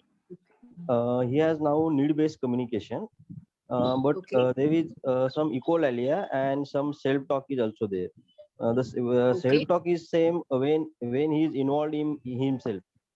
So what should be done? He's 30%, 40% times involved in himself, and 60 to Okay. 70% time is means in our world or like that. Sometimes he likes going out. So if he's involved in his own world, if I take him out, then most of the time means he's likely to come out of his world. So shall we do these things repeatedly? We take him outside the home, like he likes more going anywhere outside when he's involved. Of course, in this, well, definitely, I would really say yes. Do things that the child likes. Engage with him with what he prefers. Of course, we always include interests, include their preferences. In these COVID situations, I know going out is limited, so of course, make sure that it's safe. Whatever is safe for the child. The other thing is that, see, echolalia is not bad. A lot of parents think that, oh, the child is repeating. Yes, the child is repeating. We don't discourage, as a speech therapist, we don't tell the child don't say anything or keep quiet. But if the child is repeating everything we say, is echolalic, or is just repeating everything, whatever you say. If you ask a question, what's your name? The child says, what's your name? So in that situation, our one of the tips is maybe we don't ask too many questions to this child. We give comments. If the child copies comments, then it's more appropriate. But if the child copies the questions itself, then it is often in a conversation, it's not very appropriate, right? So if the child is doing a lot of echolalia, then usually we would balance between questions and comments, and also talk as if the child would say, if they could. Like हमेशा हम child के perspective से बात करेंगे. We will not use a lot of you and I. We will say I. So if I say I like ice cream and the child copies I like ice cream, it's still appropriate for now. इस stage पे. आगे जाके we need to change it. We need to teach this child how to be independent in his communication. Yes. But instead of asking what do you like, and if the child copies what do you like, वो inappropriate हो जाएगा. So usually we give lots of comments. Pronouns को avoid करेंगे, like you, I, me, his, her, because that can be quite confusing when the child is having echolalia.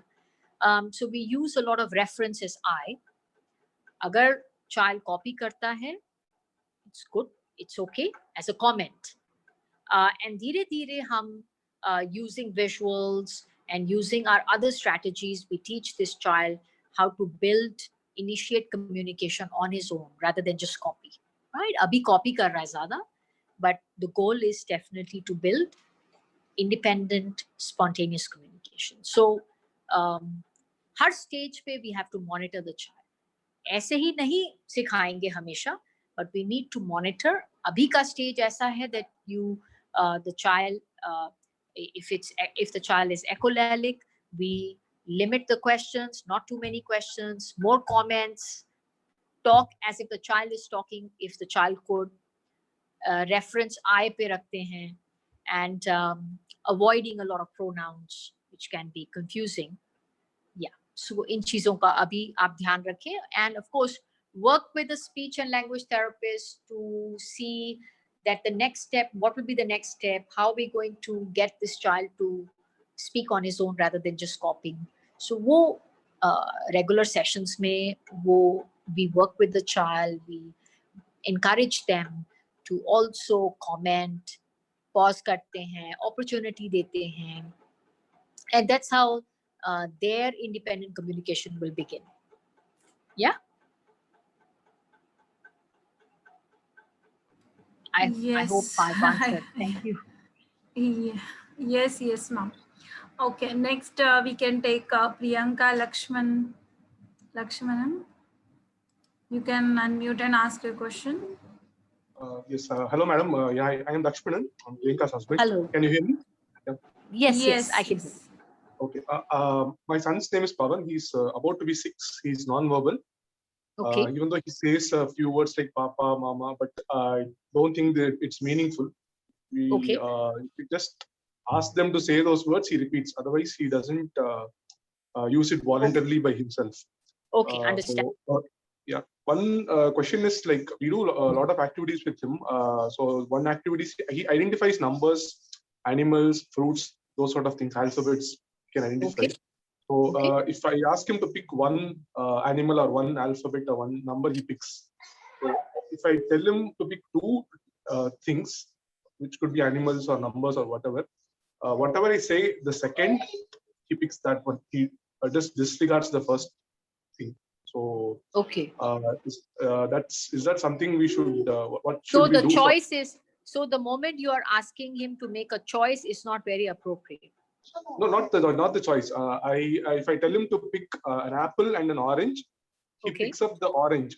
Even though first his hand goes to the apple, then I tell pick up apple and orange. So he listens to the command, but he picks up the thing which I tell the last. Okay, understand. Okay, understand. I understand your question now.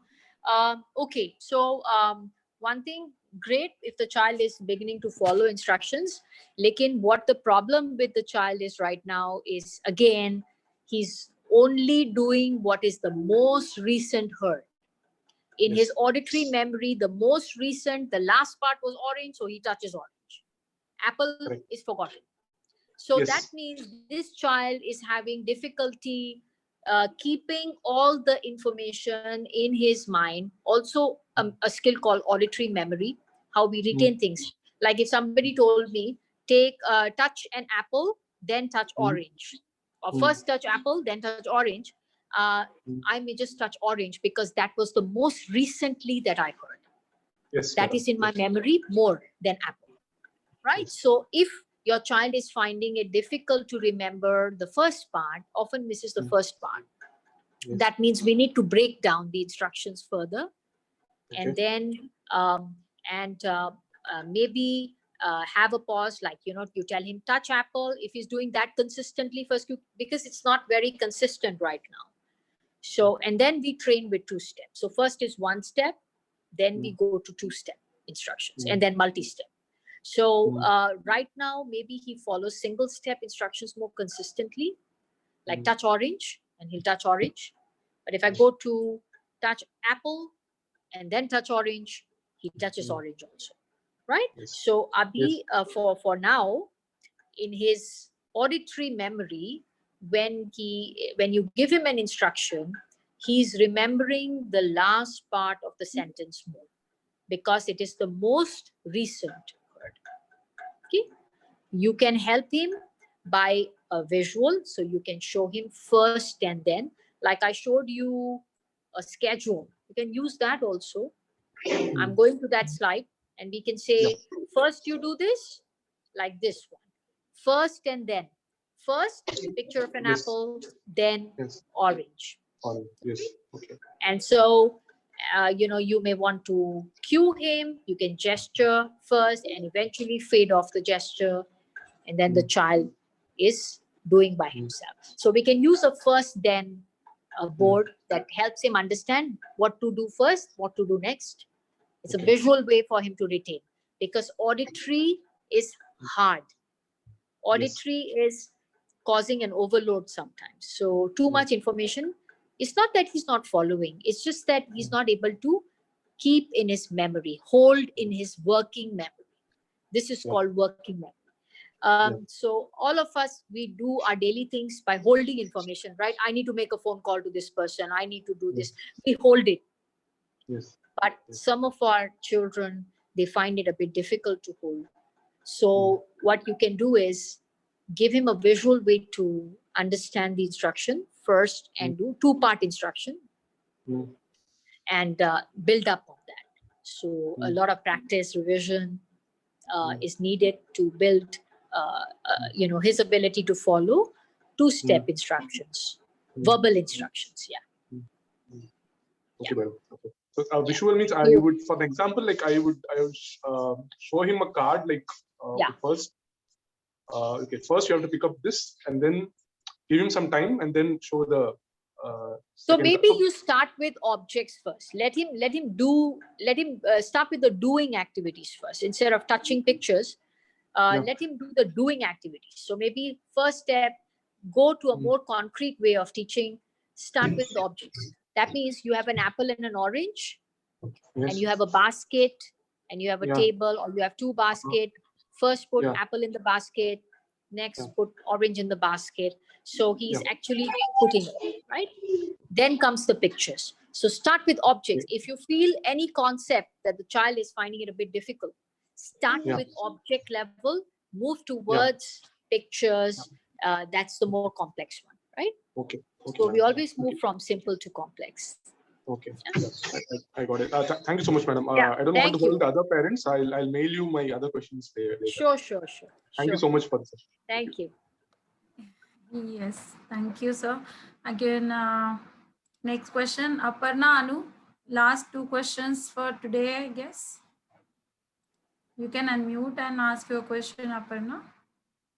Ma'am. Hi, ma'am. Hello. It was a very good session. We have learned a lot. My son is 11 years old, and he has this problem with vocabulary, and his comprehension is very low. Like reading, he doesn't want to read at all, and when we read, he doesn't want to listen. And I try to make it animated, like I try to read at his level of a first grader book or things like that. I try to read and try to explain him. After one or two lines, he's lost. He tries to talk. He tries to change the topic. And while reading, he doesn't want to read. He sees me read my novels, but he doesn't want to read those. I mean, he wants to read, but he cannot. It's like that. Okay. So I don't know how to inculcate that habit of reading and understanding and listening. Okay. So your goal as a mother is you want to build reading. You want to inculcate, him to comprehend what he's, through written text. Right? Yes. But it may not be that he's at that level. So we need to understand his level first, that when you're teaching him reading a book straight away, maybe the type of material you are using may be a high demand for him. That's why he's not engaged. He doesn't want to do, he's avoiding it. And he's having other maybe behaviors to not do that.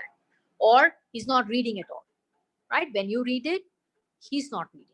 And that's why it concerns you, because you want him to join, you want him to read, you want him to understand, right? Actually, so I maybe take the books at the grade 1 level, which is like a 5-year-old level with graphics, with pictures. Even that is not involving him. Yeah, but we need to assess first what's his reading level. That means we need to understand that what kind of words is he understanding by just reading text. His own name, single words, is he understanding phrases when he reads it? We need to check understanding. So please check understanding first. Because if we don't check understanding, we have no idea that I can do it. I want to teach him this, but does he know it? Is he at that level to understand? If we don't have the correct check, then whatever we are teaching our children will fall down. Fall down in a way, you need to have a good scaffolding. You need to have a good structure. If you don't pitch at the right level, whatever you want to teach in future, you will feel that it's not working. He's not learning. He's not showing interest. He doesn't want to sit and do it. And we don't want that. We want him to do it. So break down to the level that he can. So maybe you need to check his reading ability first. Just for your knowledge, can he read simple sentences? You know, those simple picture books with one sentence? Every time you read, just take a simple book and read with him. Today we are reading this book. And it doesn't have a lot of text because text is a demand for him right now. The moment he sees a lot of words, he's avoiding it. He's not wanting to read. It does not engage him. It tells us as a therapist that the child is finding this as a demand. So we need to come to the right level. So maybe I want to have simple sentences, see whether he can comprehend them. Ask questions as you're reading. Like when he's read one page, ask him a question about the picture. Let's see what he says. He's verbalizing and let's see what he says. Check his understanding. If he's understanding, great. Move on to maybe 2-3 words, 2-3 sentence stories, short paragraph stories, right? So we need to understand the level he's at. It doesn't matter if you have taken fifth grade book or, for you, it may be simple, but we need to think about him. What is his level? So you think this might be the reason he doesn't watch TV also? I mean, he only watches songs on the TV, but no cartoons, nothing. Even the Peppa Pig, he doesn't watch. He doesn't like to listen to anything, even if it's the native language that we speak that we've put on the TV. He doesn't want to listen. He doesn't want to sit there for more than 2 or 3 minutes. See, some children, they like to watch TV and like that visual experience. Some don't. We need to identify what he likes. It's okay if he doesn't like TV. There's nothing wrong. But yes, if as a parent you want to encourage him to watch certain programs, then we need to think of the reason. We always do things for a reason, right? Why do we want to show him Peppa Pig? Is it because we want him to fantasize? We want him to know about the character Peppa Pig? Why do we want to show him? If you feel that straight away he doesn't want to watch TV, do an activity with Peppa Pig. On a tabletop, plan an activity, print out maybe some Peppa Pigs, make a story about Peppa Pig, and do an activity, a cut and paste art activity on Peppa Pig. See whether he's interested. And then, now today we're going to actually watch Peppa Pig. I see Peppa Pig on TV. I can see Peppa Pig on my, you can make a book. You can do different things. Engage with him with the same character. If your goal is to teach him how to watch Peppa Pig, then we need to gradually go to the TV. First, introduce the characters because he's not even interested. Maybe he doesn't like watching TV and he finds the noise from the TV auditory sensitive to his ears. There could be sensory reasons why he's not wanting to watch TV. We need to identify that. Okay. So everything the child does, there's a reason. We need to understand the reason first. Then only we can support him. Otherwise, you will be trying many things and you will feel that kuch kaam nahi kar raha, it's not working. Okay. Yeah. Thank you. So you can think about it. I'm sure you will have questions still. You can always write to me agar aur aapko kuch puchna hai, and we can discuss them, right? Thank you so much. Thank you. Thanks. Yeah. Next question, Amita ma'am, you can unmute and ask your question.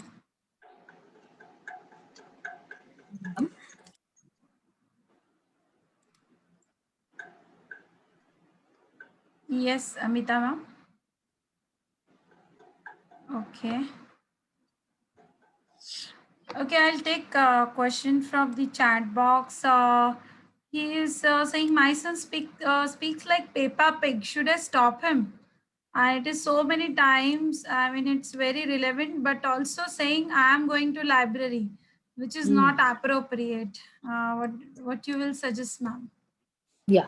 So a lot of children, not only for this parent, but I think a lot of our children, they like to, part of the autism speech, we notice that they follow characters. They like to speak like them, in that tone, in that intonation, and also the pitch of voice. So they can sound very high pitched suddenly, and they like to, that's part of the, something that is entertaining them, or they like that experience of doing it. So it could be Peppa Pig, talking like Peppa Pig. I would say, again, always, if the child wants to do something, make it an appropriate activity where he can talk like a Peppa Pig. Okay, like we can have a puppet, like a hand puppet, and today we are going to be a Mama Pig and a Peppa Pig, or George, or Daddy Pig, and we can pretend to speak like them. That's appropriate. But if we are not doing that, it's not appropriate. So if you're doing something else and he suddenly starts to talk in Peppa Pig's voice, have a visual to tell them that this is, uh, you know, uh, direct them to what is appropriate. If he's speaking like Peppa Pig, you can say to use, like what we say, use normal voice. And the moment he speaks normally, highlight it. I like the way you speak. We always want to redirect the children and emphasize, highlight what they do well, what they speak in the right fashion, even if it's 2 out of 10 times. So it doesn't matter that maybe 8 times he has spoken like Peppa Pig, but the focus should be on the 2 times he did not speak like Peppa Pig. So gradually you will decrease that behavior. Any behavior, any unacceptable behavior, communication behavior, doesn't go away just like that. We need to work on it. We need to, and it's all about how the child understands. So practice, if we teach them in the right manner, support them in the right manner, it does work. So we need to really keep doing it till they start understanding, and then gradually you see that, oh yeah, it's not happening as much as it used to happen. It's less now. Right? So we are also including his interest of Peppa Pig. We're not saying don't do it at all, but we are guiding him and shaping him to do it appropriate and in context. So always in communication, we teach context, we teach appropriateness uh, with others, how we can talk with others, and the voice we use. Yeah. Yeah. Thank Okay. you. I think parents may have many questions, but you can get back to ma'am on Sure. her Gmail is given on screen, and the Yeah. phone number. Yeah, because of time limit, we cannot take many questions now. Okay, ma'am, thank you Yeah. very much Thank for you. these sessions. I mean, it's a great, both parts are so helpful. I mean, Thank you I'm so much. sure, Thank you. yeah, parents have got answers to many of their questions. And thank you, parents, for attending. You can connect with ma'am. And okay, we can stop here, I Thank you guess. so much. Thank you, everybody. Thank you for joining. Thank you. Thank you for joining. Good night Good and bye night. bye, Good night, everybody. everyone. Good Bye-bye. night. Thank you. Bye bye. Bye bye.